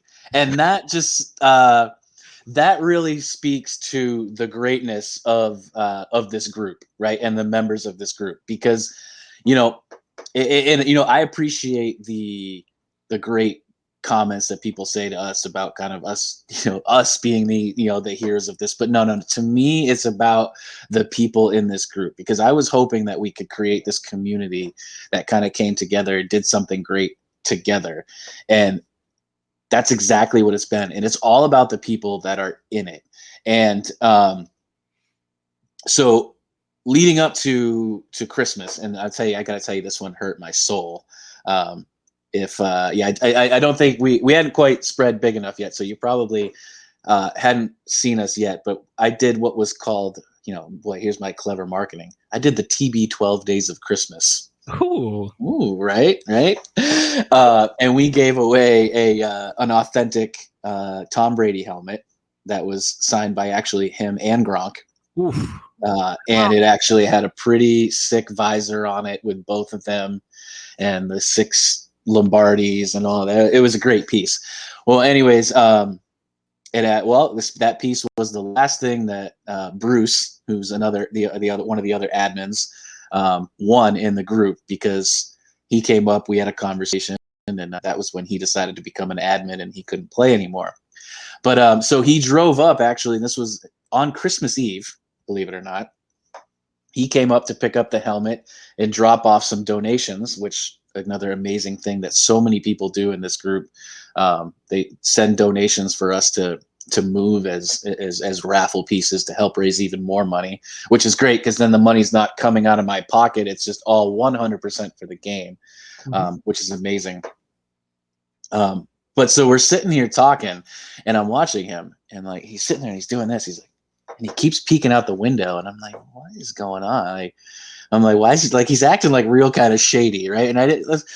Well, anyways, all of a sudden I look out my window, and I'm like, hey, that's one of my buddies out there. Like, I know that guy. Like, what's he doing here? And then he's like, oh, don't look out the window anymore. I'm like, all right, what is going on now? Like, this is. So Bruce had got the helmet. Back then he was just a member of the group, and he had talked to another member of the group, a local football coach, who also knew a friend of mine who happened to be friends with Ninkovich, who they told Ninkovich what was going on and what we were doing, and actually got Rob Ninkovich to drive up here on Christmas Eve and actually hand deliver the helmet like out front. And like it was actually kind of funny, because they were like, everybody has obviously we're going to be safe, but everybody has to be wearing masks, especially if we take any pictures. His wife will kill him if anyone's pictured without a mask. Mm-hmm. But who wouldn't, right? We got to be safe, right? It's so it was great though. Like we put our masks on, we all went outside, and there's Rob Ninkovich standing there with this Eclipse Patriots helmet, signed by him, 2-time Super Bowl champ. And I was just like, Rob Ninkovich, he's at my house. Hi. And like I don't get starstruck very easily. Like I really don't. But I was like, thank you. Like I didn't know what to say, bro. Like I was like, Ninkovich is at my house. Like it's kind of cool, But yeah, that's awesome. And like, we're going to have links to all of your stuff in the show notes. Obviously we're going to be promoting this as much as we can, because we want you guys to do well and continue to do well. You already do good. We want you to do well in addition to that. I really appreciate it, man. It's taken off in a way that I never imagined. And that is, again, it's all about the people, you know what I mean? And honestly, I thought I would be doing a couple of these drops a week. I did not realize I would be working a second full-time job, mm-hmm. And not getting paid for it. But it's going to a great cause, and I have a lot of fun. Again, like you were saying, even if I'm not in it, like I want to see the stuff that you're dropping. I want to see what you've got going on, and it's a lot of fun. Yeah, and it's evolved quite a bit from where we started, to what it is now. And it's kind of, I've kind of switched things up to try to make sure we're getting the best quality stuff that we can. In the beginning, it was really just trying to get whatever we could to try to get things off the ground, because it's all great, it's all good stuff, but it's definitely kind of taken a turn. You saw tonight. The speed flexes are not easy to come by. No. And those things are awesome. They're so great. I wish I had one of those really cool chin straps when I was playing, and I could just, it was awesome. The ratchet like chin straps. Yeah, it's so cool. Yeah, like if you look behind me, I have a couple of the Eclipse. I have the the hydro dipped Derek Brooks like custom. Like it's really taken off as far as what kind of pieces you can get and like the insane amount of customization. But thank you for sharing that, because I wanted to make sure we got to that before we segued into our NFL segment. And I know we've been this is almost an hour 45, but I think this has been time well spent. So let's wrap it up with a little bit of NFL talk, and let's discuss some of the stories. But Ashes, you came across a story earlier today, and you brought it to my attention. I had actually heard it on the radio earlier in the day about Terry Bradshaw in 1983. Do you want me to do it, or do you have it up? Or no, I don't have it up. Okay, so I can tell the story, because I think it's. Have you heard this story, Craig? No, I don't think. I'm not quite sure where you're going with this, but Terry Bradshaw is Tom Brady. I don't know if you know this, but Terry Bradshaw is Tom Brady. In 1983, he was having some minor surgery done in his home state of Louisiana, and he checked into this small hospital because he was still a huge star. He had, he'd won the 4 Super Bowls. Like, I believe he was still playing in '83, and he didn't want, a lot of attention brought to the fact that he was Terry Bradshaw in this small hospital in this small town of in Louisiana. So he checked in under a pseudonym, Tom Brady. Are you kidding me? And while he was there, he went around and he was like, he'd go visit kids and stuff like that, because it was just minor surgery on his throwing arm, which leads me to believe he was still playing. Right. I didn't do a ton of research into this, but that, because that's not the point. It wasn't like, well, what kind of surgery did he have and who is this? Like, that's not the point. The point is he checked in under, it's like, well, I need to come up with a name, but like still have my same initials so I can just like initial the paperwork. Tom Brady. Why not? Why not? So that's actually kind of funny, because about just a few weeks ago, we actually gave away a Bradshaw jersey. Very and nice. I was like, oh, look, I'm like, it's the original TB12, like joking. It's like, just like throwing it around as a joke, like, the original TB12, only to find out a few weeks later that he actually really was. He was Tom Brady. Yeah. Because, at the time, I think Brady was 83. So that was 38 years ago. So he was five, between 4 and 6. Yep. Yeah. That math, some to carry the, whatever. That's why I'm a PE teacher. I don't teach math. All right. So we got a couple of things. I think we're going to wrap up with Patriots quarterback talk. But before we do that, we got breaking news right before the show started that the Giants have released Golden Tate. Kind of surprised about that. Like, it's not like the Giants have a ton of offensive weapons. Maybe they're really banking on Saquon coming back, being better than he was before. It was a bad year for injuries for running backs. Yeah. I had McCaffrey on like 3 different fantasy teams. That did not work out well for me. My brother Dave had calls himself the Kardashian Dragon. Long story, but he had Saquon Barkley on like 2 different teams. Rough time. So that happened. Who knows where he's going to end up. But one thing we do know is that J.J. Watt did not go to any of the places I thought he was going. I picked 3 teams. I picked Pittsburgh, so he could play with his brothers. Mm-hmm. I picked Green Bay because he's from Wisconsin. And I picked Kansas City. Those are the 3 teams I picked for him to go to. And he shocked everyone by taking a 2-year, $31 million, $23 million guaranteed deal with the Arizona Cardinals. When you heard that, what was your first thought, Craig? I was surprised by that one. I was almost with you with your predictions. I had Pittsburgh, I had Green Bay, but I was actually thinking Buffalo. I thought Buffalo would have been a good fit for him. But I was kind of shocked. And honestly, The more I've thought about it, the less I don't think it's that terrible. I mean, they are are they 2 years away? Maybe not. But he could potentially. And then here's the other thing. It's not like they're going to be completely relying on him to be that edge rusher, right? They've got Chandler Jones on the other side, right? So you're talking now like you're almost going back to, well, no, that's pushing. I was going to say back to the Clowney Watt combination. But I mean, they've got 2 real solid edge rushers. And, Watts has been injured lately. Yeah, he's getting older. Yeah, he's probably going to be more of a spotty player. But he's definitely going to bring something to that team. And I'll tell you, I was not high on Kyler Murray coming into this season. Same. I was, I remember having this conversation with my 13-year-old, and he was telling me how he was kind of high on Kyler. I'm like, you're nuts. Like, he's not going to be that great. I was pleasantly surprised by the way he played, and I think he's on that upward trajectory. And then, of course, he's got Hopkins, so there's weapons there. That definitely helps a little bit. Yeah, for sure. So I don't know. I don't know if it's that terrible. Plus, I mean, you get to live in Scottsdale for a couple of years. Yeah, that's not too bad.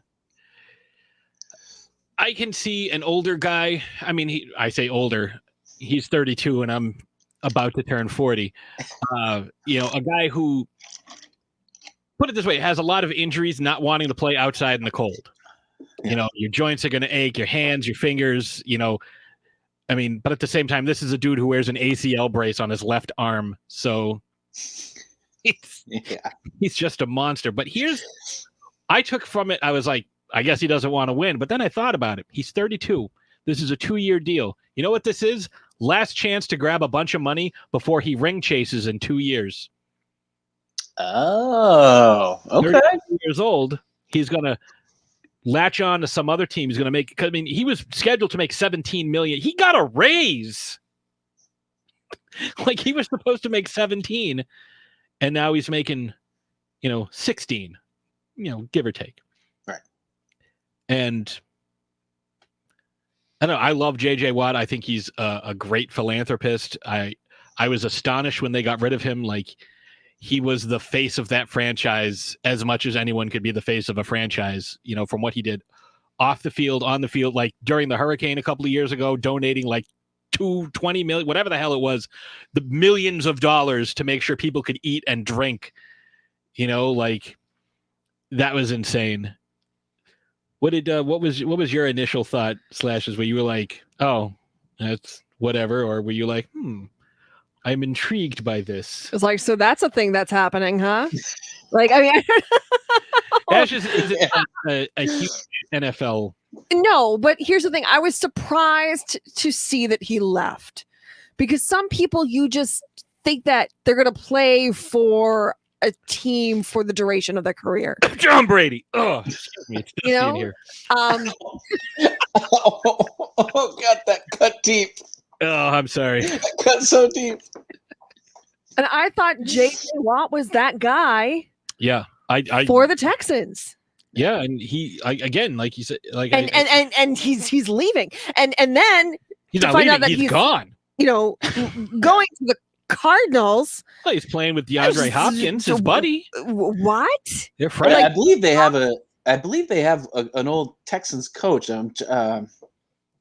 I'm drawing a blank, but I believe that they're O'Brien. I know it's not him. It's definitely not him, but I want to say that there's a coach there that he's fairly familiar with and had some success with. And oh God, see, this is where I got to take better notes. But all right, yeah. But I think that familiarity could lead to some more success too, and him knowing that piece is there. I mean, and let's just be honest. That, like, first of all, I mean, I kind of like the Texans, or at least I kind of did. They were always kind of like that lovable loser, to be honest. But like, you actually, I always had this thought that, like, okay, well, now they've got Watt, they've got Watson, they've got Hopkins. I was like, you know what, like, it's a solid team. They could be something, and I always kept waiting for them to do their thing, and they never did. And now they're just a mess. That organization is a mess. Like Watson wants out. Hopkins left last year. You lost the face of your franchise. Like I was just saying, like that. He was that face. Like he should have been there. He should have been a Texan his whole career. Yeah, should have retired as one. But that franchise is so messed up that one of the most solid dudes playing in the NFL right now, who talking about his philanthropy and all the things that he does, and darn well that if that place wasn't a mess, he probably. I mean, we don't know this for sure because we don't actually know him, but I feel like if that place wasn't a mess, he is a Texan for his whole career. But he's realizing that that's a sinking ship, and it's like, all right, if I want to enjoy the last few years of my career, like I got to go somewhere else and do it because they've got to figure it out. Yeah, I think that it's one of those things where exactly what you're saying. Like, had they managed it better, but like O'Brien, he gets rid of Laramie Tunsil, he gets rid of Hopkins for nothing, a washed up running back. Yeah, David Johnson was awesome a few years ago, and then he got hurt and has never come close to matching the production that he had. And that's the thing. Like I had drafted him the year he got hurt in my fantasy league. I was like, oh, David Johnson to be at spot 4. Awesome. I feel like I had him that year too. Actually, now that you say that, I feel like I had him in fantasy that year too. But they're, they had something. They had a good line. They had, one of the better quarterbacks. Like I've heard some different trade scenarios where like somehow like they trade him to the Dolphins. Somehow there was like some weird trade scenario where somehow the Patriots ended up with Tua, but yeah, it was weird. How are you bailing on Tua already? That's something I don't really get. Watson, wouldn't you? Yeah, I suppose if you put it that way. Yeah. I mean, it wouldn't be like the first time, like, yes, what was it? Josh Rosen, that's our guy. Until Kyrie came along. So that kind of segues nicely into our Patriots discussion, because there was a thing on ESPN. It was either ESPN or Fox. I keep track of who commentates for what, but one of the rumors that had been circulating after Matthew Stafford was traded was that he was willing to go anywhere but New England. And there were a lot of different reasons why, people were kind of speculating. And out of nowhere, the guy that I would not have expected it, it came a little bit from Nick Wright and a little bit from Michael Vick. He didn't want to go there because he was tired of dealing with Matt Patricia. He had no interest in dealing with that guy. And I think that's one of the biggest issues that a lot of these Belichick coaching tree guys have is, I'm going to run my team the way Belichick runs the team. But it's like, you're not Belichick. Like, you don't have that cachet. There's a few guys that have been slightly successful. Who's the kid in Miami? Not Adam Gase. Flores. Yeah, Flores. Joe Judge to a lesser extent. Yeah. But for every one of those guys, there's a Josh McDaniels in Denver. There's Romeo Crennel with the Chiefs, Charlie Weiss, like all these guys, Bill O'Brien, Matt Patricia, all these guys that have gotten the opportunity because Mangini, all these guys have gotten the opportunity because they're Belichick disciples. It's so different from the Mike Holmgren coaching tree that was, proliferated around the NFL. He had like Marty Mornhinweg and Steve Mariucci and Mike Martz and all these guys that went on to be successful. Nobody under Belichick has really had that same success. I mean, Flores is up and coming, but nobody else has been able to do it. And I think that's kind of soured some of the other players. And we've seen players, we're just talking about J.J. Watt could not deal with O'Brien, and he's one of the biggest reasons that O'Brien was fired. Like, because there was supposedly a confrontation at practice, and it was like, wait a minute, J.J. Watt did that? Like, it's so weird. But do you think that's going to be an issue going forward for the Patriots to get a quarterback? Like, who right now is of the available guys or potential trades? Because I heard today that Marcus Mariota is not willing to restructure his deal. So that's very unlikely because he's going to end up making $21 million with the cap hit if he gets traded. So the Patriots aren't going to do that. Like, they barely paid Brady $20 million. Like, they're not going to pay that to Mariota. Bye, Felicia. Yeah. Who would you prefer to see? Like, who's your top 3 targets? Oof. So I really feel like it kind of depends on so much that's out there and what's going on. And I really want to, like, as far as bringing in, say, this term everyone is the bridge guy. My biggest thing is I want them to go young. I'm hoping they can work something, whether, and it's going to be so uncharacteristic. The chances of it happen in Bill maybe potentially having to trade up to make it happen. I want them to go young. I want them to take a chance on a young quarterback. And you got to bring in a guy right now. I mean, obviously Mariota grabbing that much money, you're not bringing that in for a bridge guy. So where does it go from there? Honestly, that's super unpopular because I wanted the guy just out the door and gone. I mean, Cam makes a lot of sense as your bridge guy. Like, I hate to say it, like, he really does. Like, he's been here. Listen, next year is going to be a wash no matter what. Okay. They don't have the weapons. It doesn't matter. Like, you could have the number 1 pick and, bring in, oh my God, Sunshine. Why am I drawing? Why am I? Yeah. Sunshine. That's Sunshine. Titans. Yeah, absolutely. Right. Like, we can bring in Trevor Lawrence. We can bring him in and we're still not going to the Super Bowl. Right. You could have the number 1 pick, right? There's not the weapons that are there.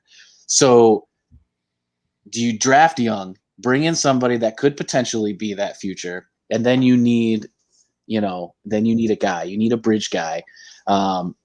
Cam has to be on that list. I like the idea of Fitzpatrick. And Fitzpatrick. And potentially, I don't know. I'd have to look into his deal, but can we bring in Tyrod Taylor? Because he seems to just pull along these young quarterbacks that do well. Look at it. He was in Cleveland. Now they got Baker Mayfield. He was in LA. Now they got Justin Herbert. Can we bring him in and then maybe we'll get like Mac Jones or something? Or who's the kid from South Dakota State there? Oh God, I can't think of his name. Not now. Fields. Fields is the other guy. Not Fields. No. I know who you're talking about. I can't think of his name either. Trey. No, Trey. My God. I think it's Trey Young, and that's the kid from the Hawks. Yeah, I can't think of his name now. It's going to drive me nuts. Lance? Trey Lance? Yeah, I think that's it. Can I Google it? Trevor Lawrence, but like it's not. And I was like, is he trying to say like Trevor Lawrence, but with like a Cajun like twang to it? Like what? Yes, Trey Lance. It is. Sorry, it's Trey Lance. There, see, look, I'm going to do a little research while we're talking. Yeah. So I mean, I do that all the time. Yeah. How about this? I'm going to throw a scenario at you. Let's hear it. Let me see it. So you have a quarterback competition. You keep the 15 pick and you draft one of those young guys. Yep. And you have a competition because this guy, he's not going to be on the team next year because they're taking a quarterback at number 1. How about Cam Newton battling Gardner Minshew for that spot? I'm not high on the Minshew mania. I mean, I love that mustache is pretty sweet, but good mustache. It's a pretty sweet mustache. I mean, it's not as glorious as this beard or what you got going on, but he's got a solid stash. Yeah. I don't know. I'm not super high on that, but I think a lot of these quarterbacks could come in here, and I think they could kind of thrive in this system and kind of be. But still, there's no weapons there. Well, I look at it as Minshew's not making much. He's not making much money, so that's right in Belichick's wheelhouse. A reclamation project. He's shown a few flashes. Like they had Matt Flynn at one point. I think their number one priority is to get Jimmy G back, because apparently San Fran's talking to Carolina about Teddy Bridgewater, and Carolina's trying to get Watson, and it's a whole like love triangle thing going on with these guys. But so I think that's where Bill's just sitting back and kind of letting things happen, right? Because it's really like right now, what is there for him to do except at this second? The only thing there is for him to do is, one, wait for the draft, and two, re-sign Cam.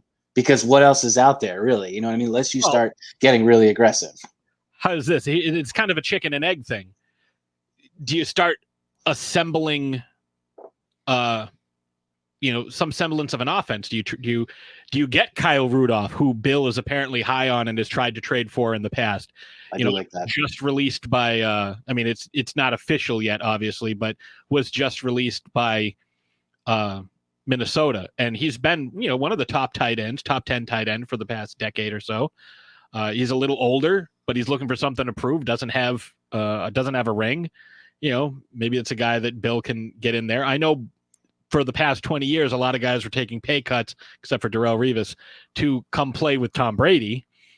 But what about a guy like the aforementioned Golden Tate, Nelson Aguilar? See if they can snag him from the Raiders. Like, that's another quality player. Like, there's a plethora of wide receivers who are going to be available. Does Sammy Watkins fit on this team? Because he might be a cap casualty with Kansas City. I don't think he's coming back. He's going to be making too much money. The problem is, it's like, okay, who's going to be throwing me the ball? And it's like, well, if you go to the quarterback, who am I throwing the ball to? So, like, you have to start somewhere, and I think it would be easier to bring in a couple of low risk, high reward receivers, Golden Tate, and but not somebody that's going to be looking for 14, 15 million a year, as in Sammy Watkins. Right. Another name that's been kicked around a lot is Alex Smith, because he just was informed of his release. Comeback player of the year. Oh, that's right. But Alex Smith was scheduled to make like 20 million this year, and again, they're not going to pay that to a 36-year-old quarterback who's never won 6 Super Bowls, let alone one who was, so that's why I think a realistic, as much as I hate to say it, because I am not a Patriots fan, but watching those games last year was painful. Like, well, you hear the excuses. Well, I had COVID, and, all those guys on defense didn't play. And, I was trying to learn 20 years of a playbook. All right, Cam, first of all, you were not trying to learn 20 years of the playbook, because you're not running the same plays as Tom Brady. No. Fun fact, and we found this out last year, or last episode, Tom Brady led the league in touchdown passes his first full year as a starter with 28. Just to give you an idea of how the league has changed over the past 2 decades. Just a wee bit. Now you throw 28 and it's like, that guy had a terrible year. Brady completed more passes. Again, I don't want to compare Brady to Cam, but let's do it one more time. Cam had 8 touchdown passes in the regular season. Brady had 10 in the playoffs. Yeah. Yes. I don't know which is longer, the 4 games of the playoffs or the 16-game regular season. Well, 15 if you take out the COVID game. But he's making all these excuses that are not valid excuses. Like, oh, well, we're getting all our guys back. Oh, Patrick Chung going to help you on offense, is he? Dante Hightower going to help out the offense. Marcus Cannon? Yes. Yes, he will. He is a solid player. So I don't really feel okay. Recently, I've disagreed with a lot of what he said. Right when he went on, I forget what he was. Was he on? I think it was Brandon Marshall's podcast. Yes, yeah, where he started making that excuse of he got COVID and the playbook went on without him. I'm like, listen, bro, because I feel like during the season, I think he said all the right things, right? And that was the thing is I really that's the key. Yeah. I really wanted him to do well because I really liked the way he was carrying himself, right? And I just kept rooting for the guy because he was saying and doing all the right things except on the field where we really needed him to do the right thing. But and then there was that part of me that wants to say, okay, what did you have to throw to? Dalton Keene, Aussie. Jacoby Myers was one of your best targets. Yeah, he had a great season, as great as you can with. But then you watch him drop back and pass. His mechanics look weird. His throwing motion just looks off. It never really looked like he was throwing with his feet set, and he was just skipping balls to people on the ground. And it's is that? It looked like he was throwing a can of paint. Yes. Well, good analogy. I haven't heard that one yet. I like that one. I will tell you the best analogy, though, just because you mentioned Kyler Murray. Open up YouTube and just think and watch him run, because somebody said Kyler Murray runs like a 2-year-old that just stole a piece of candy. So when you get a chance, watch that and look at Kyler Murray, piece of candy, and go, yeah, Kyler Murray runs like a toddler that just stole some candy. It's the funniest thing. Once you see it, you will never unsee it. But yeah, getting back to Cam, yeah, he was a force running the ball. That's great. I mean, if you want Tim Tebow on your team, right. 8 touchdowns. He had that one good game, that Seattle game. He was awesome. He was what did he throw for 380? Yeah, it was nuts. But that was a third of his passing yards for the year. It was so bad. Yeah, it's I didn't know the playbook. Oh, so is that why you couldn't throw more than 10 yards? Brady had essentially the same cast last year. Yeah, I know the defense, they had the opt-outs and whatnot. That's whatever. Mm-hmm. But that was the same defense that let Fitzmagic drive 80 yards on him to knock them out of the number 2 spot. I know. But you know what kills me is I actually could have gone. Well, actually, I don't know. Maybe I didn't want to be there. I actually could have had tickets. Someone offered me tickets to go to that playoff game. Oof. And there's part of me that wishes that I was there for Brady's last game. But then there's the other part of me that's did I really want to be there to watch them get knocked out of the playoffs? Or knocked out the number 2 seed, because they got they had the Titans the next week. And that's another guy from the well, he's not really a coaching tree, but he's a Belichick guy. But yeah, there's not a lot of, with all the quarterback options that are out there, it seems like there's nobody that the Patriots really have that they can bring in that would, quote unquote, fit the mold that, Belichick wants. He wants a guy who's going to be really good, but play for no money. And he got half of that last year with Cam. I think Fitzpatrick would be a great addition. I love watching that guy play. He's just, you want to talk about somebody who's fearless. Dude's 38 and he's still flying around. Mm-hmm. Yeah, he was playing well at the beginning in Miami. He was. Yeah. I mean, they were just we're bringing in Tua. It's not anything you did, but we're bringing in Tua, except for these random situations, and I know Drew Brees is still working out and trying to show that he's in shape. And it's oh, Drew, no. There was one touchdown pass in that game and you were on the sidelines when that happened. But it is weird. I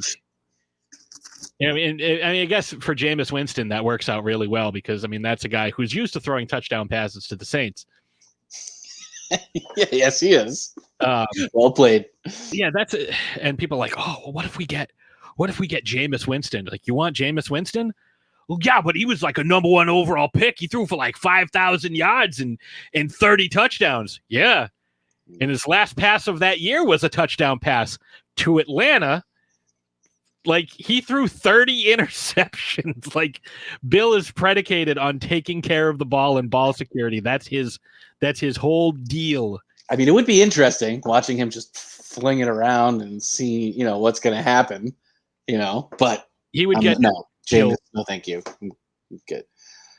And that's Besides, the seafood's way too good up here. You know he's going to steal some crab legs up here. So many crab legs. He'll be stealing lobsters up here.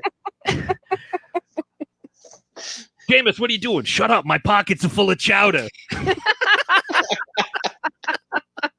Don't draw attention to me. But I don't know. I think it's going to be nuts. It's we've got a lot coming up. There's the free agency period starts, I believe, on March 17th. That's when the league year kicks off. So we've got a lot of free agent stuff coming up. We've got the draft coming up, and there's a lot of intrigue. Like, I mean, we know the Jaguars are taking Trevor Lawrence, but who knows what the Jets are doing? They're actively taking calls on Sam Darnold. Like, is that a guy the Patriots would want? Probably not. You know what I think Bill's biggest regret is? Not taking Lamar Jackson at number 32. Ooh. Or 31, whatever it was. Although I'm not high on, I'm still like, even after, well, actually he didn't have that great of a year this past year. He won his first playoff game. He did. Wow, he won a playoff game. Amazing. I'm not high on those I'm not high on those style of quarterbacks, because after a while you start to slow down. You wind up taking hits that you don't need to take. Granted, he was amazing 2 years ago, and he was able to push the ball downfield. But, I mean, they used to do it to Vic, and Vic was one of the best dual threat quarterbacks. Yeah. You keep him in the pocket. It's like, okay, fine. Beat us in the pocket. And can he do that? And he did fairly well at that, say, 2 years ago. Yeah, but he didn't. A regression. You know what I mean? And he regressed, like, from year 2 he was amazing. Year 2 to year 3 he regressed. So we'll see. I mean, we'll see what happens with him. I'm not super high on the mobile quarterback. I prefer the more, I guess, pro style quarterback that takes care of the ball, that pushes the ball downfield. That's a dying art, though.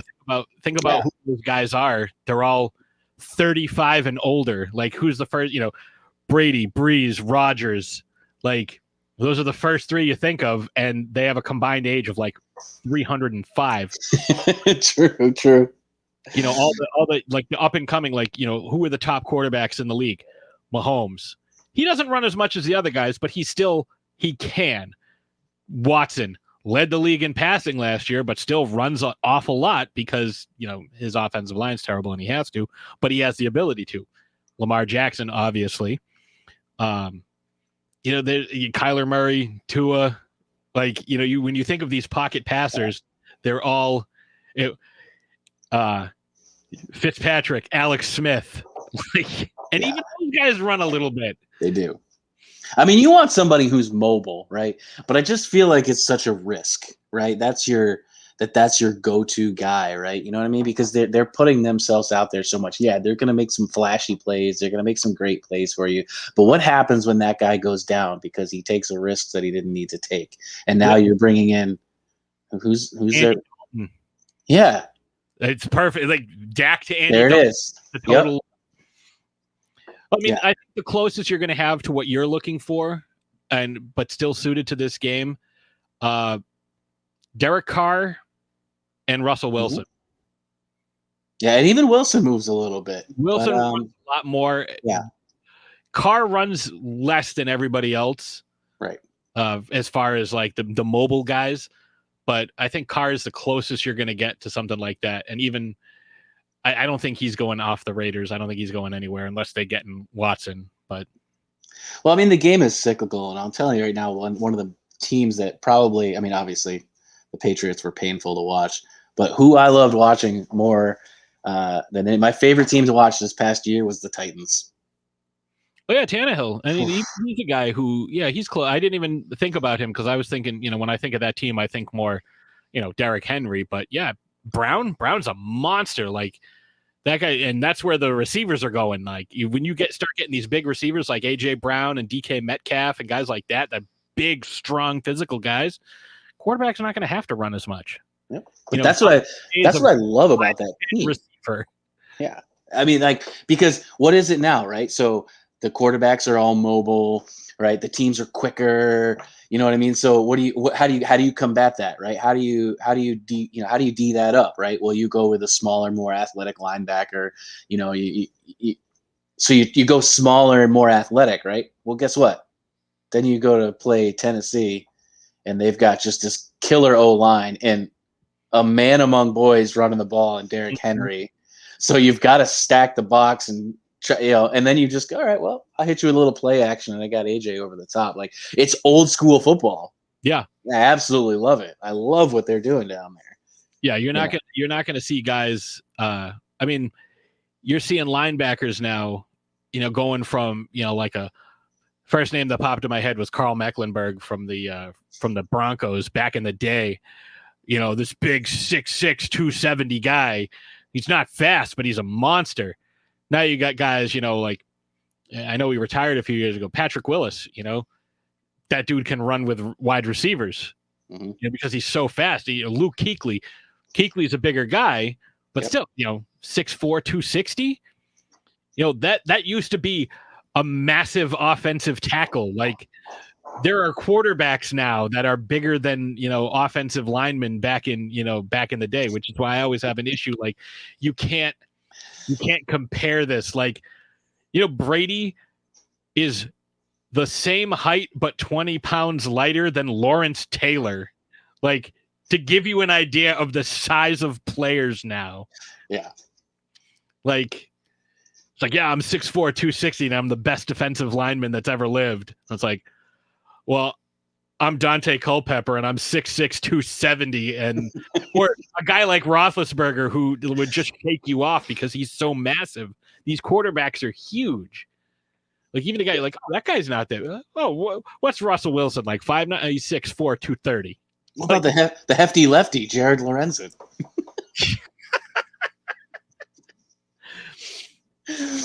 I think this has been a pretty productive conversation. And Craig, if you want to come back, you are always welcome. Anytime you have anything you want to talk about, I would love to have you come on and talk sports with us again, because this was a lot of fun. And I was watching. I got this idea from watching some of your your drop videos, and you just have this great personality. You have a lot of fun. You're engaging and interact with a lot of the comments and stuff, and people egg you on. Like the power bottom thing from the other day, trying to cheat a lot. And then you hear Kara in the background, like egging people on because she's reading comments and, everybody's feeding into it. And it's a lot of fun. So I was like, all right, this guy's going to be great on the show. Obviously you're a sports guy because that's what you've been doing. But before we wrap up, where can folks find StrongWILLed? Where can we find you on social media? Where do you like people following you? So so if you just search right now, it's still I have opened it back up. We kind of went private for a little while because I don't know, Facebook's weird with some of those rules. But if you just search StrongWILLed Sports Memorabilia and more, you'll find us. There is another StrongWILLed page out there that kind of follows Will's. It was all about Will's journey kind of through cancer. But yeah, you can just find us, search StrongWILLed Sports Memorabilia and more. Follow us there and kind of check out the mission, see what we're doing. We try to have as much fun as we possibly can, and try to give away a bunch of great stuff. And knowing that, while I appreciate, anyone else having a side hustle and making money giving away this great stuff, know that, if you're coming to us, we're trying to give you great stuff, and knowing that, other than some of our costs of shipping and supplies and stuff like that, knowing that all of your funds that you're spending trying to win yourself an awesome piece of sports memorabilia is going, is going to people who need it. Right. Yeah. That's, my favorite part about the group. And I don't mind, when I can get into these drops, I don't mind, contributing to them. So that cup would have looked really good back there too, by the way. It really would have. It really would have. Like, I knew where I was going to put it too. It was going to go right behind where my head is right now, where the Esposito jersey is. That's where that Stanley Cup was going to go. Mm-hmm. Yeah. She's like, Uh-huh. Yeah. You know what I did? It's a funny thing. I won a David Krejci game worn sock from one of the groups. It came in today. They're like, oh yeah, we did a wheel spin and like you won. I was like, wow, I never win wheel spins. I'm so lucky. Comes in today. This thing is 8 inches wide, and I measured it because I was thinking about getting a frame for it. It is 30 inches long. That's the biggest sock I've ever seen. It's like the sleeve, like the leg sleeve that goes over. So you can't even call it a sock. It's like the leg sleeve that goes like over the skates, over the pant. Oh my god! Well, you got. She goes, "Oh yeah, this is what they wear under their bloomers." I'm like, bloomers. The little hockey bloomers. Little hockey pants right above their hockey shoes. For the hockey purists out there, we are doing our best to bring some awesome hockey stuff on Tuesday nights too. That's kind of our hockey night right now. So Brucey is a huge hockey fan, and I actually can't wait to tell him the tattoo story. He is gonna absolutely love that, and I will send you a picture of the certificate. Yes, please do. Please do. That is awesome. I need to see this. I'm pumped for that. And I feel like his wife would get along really well with you all as well. He was talking about her the other day and how diehard she is. The game comes on, she's on like the edge of her seat, screaming. Right. Before we wrap up, then I do one more story, and you know what story I'm going to tell. So when we first started dating, I was not a hockey fan. She got me into hockey, and I really sneezed. Bless you. I think one more. No. So great radio. It's gonna come right now. Actually, now that he's tried to move on, it's gonna come back. Yeah. No, I think I'm good. So we had been dating for a while, and I knew she was the one. Like the day after I met her, I told people I met the girl I was going to marry, and my dad yelled at me. He's like, "You can't say that. You have no idea." I'm like, "Excuse me. Didn't you walk up to mom the first time you saw her and tell her she was going to have your children?" So maybe let's settle down on the hypocrisy here for a moment. So that's literally what happened. He's like, "You're going to have my babies."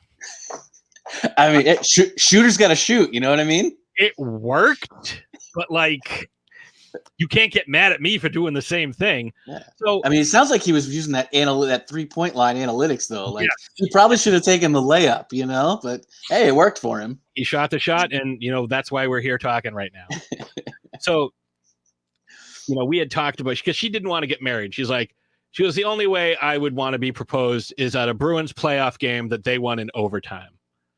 Well, about 5 months after we started dating, I happened to acquire Bruins playoff tickets. This was April. Let me look at the thing. 2010. We have the poster from that. We have several of them. And you want to guess who's on the poster from that game? I wonder if it's Bergeron. It is Bergeron. Isn't that wacky how that works? How did I guess that? So she's like, yeah, if I ever get married, if I were to, my ideal proposal is at a Bruins game that they win in overtime. So I'm looking online on eBay at rings, and I was like, "Oh, is Tanzanite any good?" Because I don't know shit about jewelry. Whatever. And she's like, "What are you talking about?" I'm like, "Well, I'm looking at engagement rings on eBay." She goes, "I do not want some divorcee's cursed Aztec gold wedding ring to be what you use to propose to me. That you shouldn't be proposing to me anyways. So don't worry about it." So I ended up getting a ring from my mom, like this purple sapphire looking. I don't know, what is it called? What is it? The little purple one? It's sapphire. Okay, so it's a sapphire, but it's purple, and because she's got bright pink hair that matches my beard. Okay. And so I was like, all right, she likes pink and purple. When we met, she had purple hair. I'm like, okay, this works. So we're going to the game, and I had already asked her mom for permission. Mm-hmm. So solid move. I got permission. Mm-hmm. And so I'm a talker, and I was very obnoxious, more so than usual. She's like, "If you don't knock it off, I'm going to leave you in Boston and go to the game myself." But I had the ring in my pocket, and I kept putting my hand out, making sure I didn't lose it. I'm like, "Wait, where is it? Oh, it's still there from a tenth of a second ago." All right. And I'm amped up. I'm so nervous. So we get to the game, we go into the pro shop. They have all these nice, 2010 playoff shirts. Oh, these are really cool, Go in there, and we come out, and there's these huge posters, of all the different players. And of course, Bergeron's right on the outside. So I hand her this girl. I was like, "Hey, could you mind taking a picture of us?" The girl's like, yeah, sure. You know, I have this old BlackBerry because it's 2010. And I think I had the same phone. I think I know what you're talking about. Yeah, the little orange one. Yeah. Yep. I walk over and she's doing her thing. She's vamping and, you know, playing to the crowd because that's what she does. And I'm down on one knee. And I had this whole huge elaborate speech planned. Yeah. Once you get down there in the moment and there's like 1,000 people kind of staring at you, you forget what you were going to say. Yeah. So like the girls who's holding my phone, it's like, oh my God. Like, and she's just oblivious, like, look at me, it's Bergeron, you know, and she looks at me, she goes, what the hell are you doing?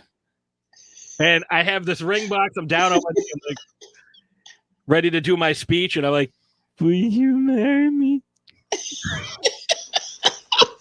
And she's just kind of like, yes, I will. And then, you know, I give her the ring and the kid, everybody's cheering and they got pictures and everything. Everybody's like losing their minds. It was awesome.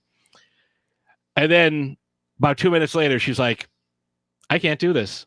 And I'm like, what? Wait. And she's like, I can't. She takes the ring off. She goes, I told you I didn't want some like cursed gold ring. And I'm like, but like it was longer than it was like 5 minutes, but it felt like 2 hours of her like explaining why she couldn't accept the ring and why she didn't want to, and how I knew nothing about her and I never pay attention. I'm like, my mother gave me that ring to give to you, and at the time she thought my mom hated her.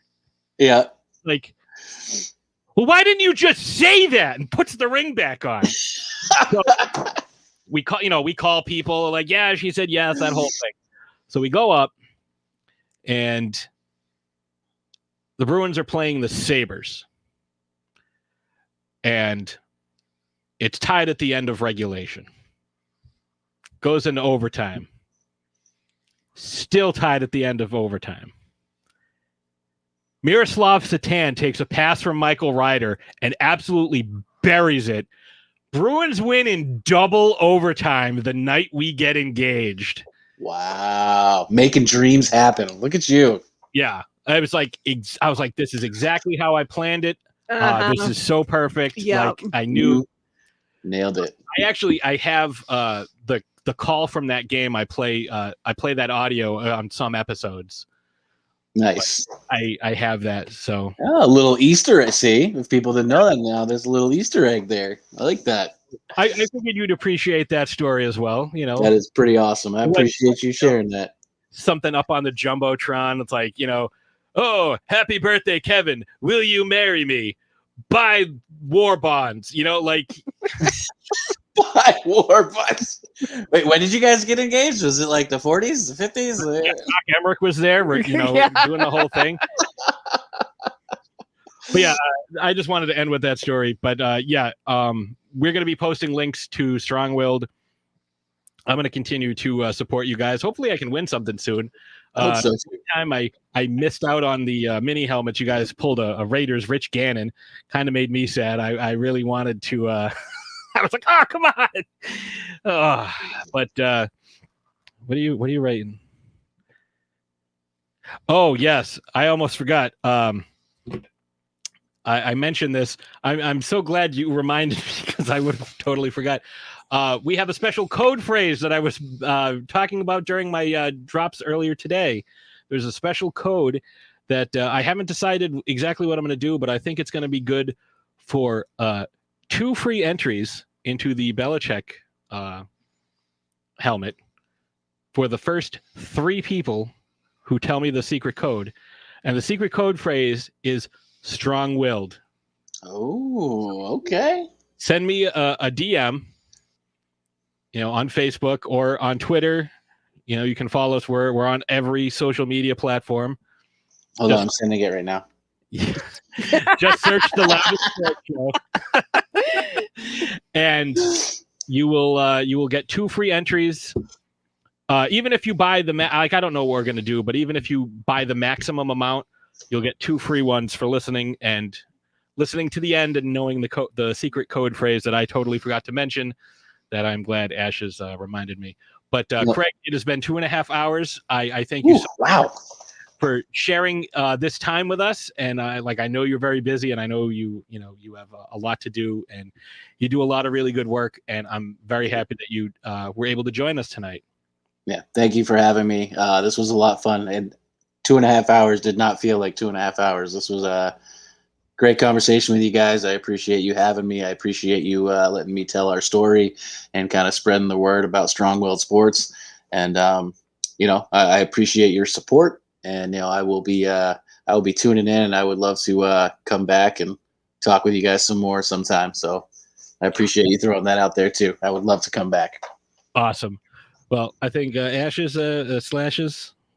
Yeah, you have. What are you doing? It's after 11. Is it really? How am I still awake? Right now. The lady who lives at my house. Do you have anything else to say? Until next week, kids, try to stay out of the penalty box. All right. And as Emma always says, peace out. We're out of here.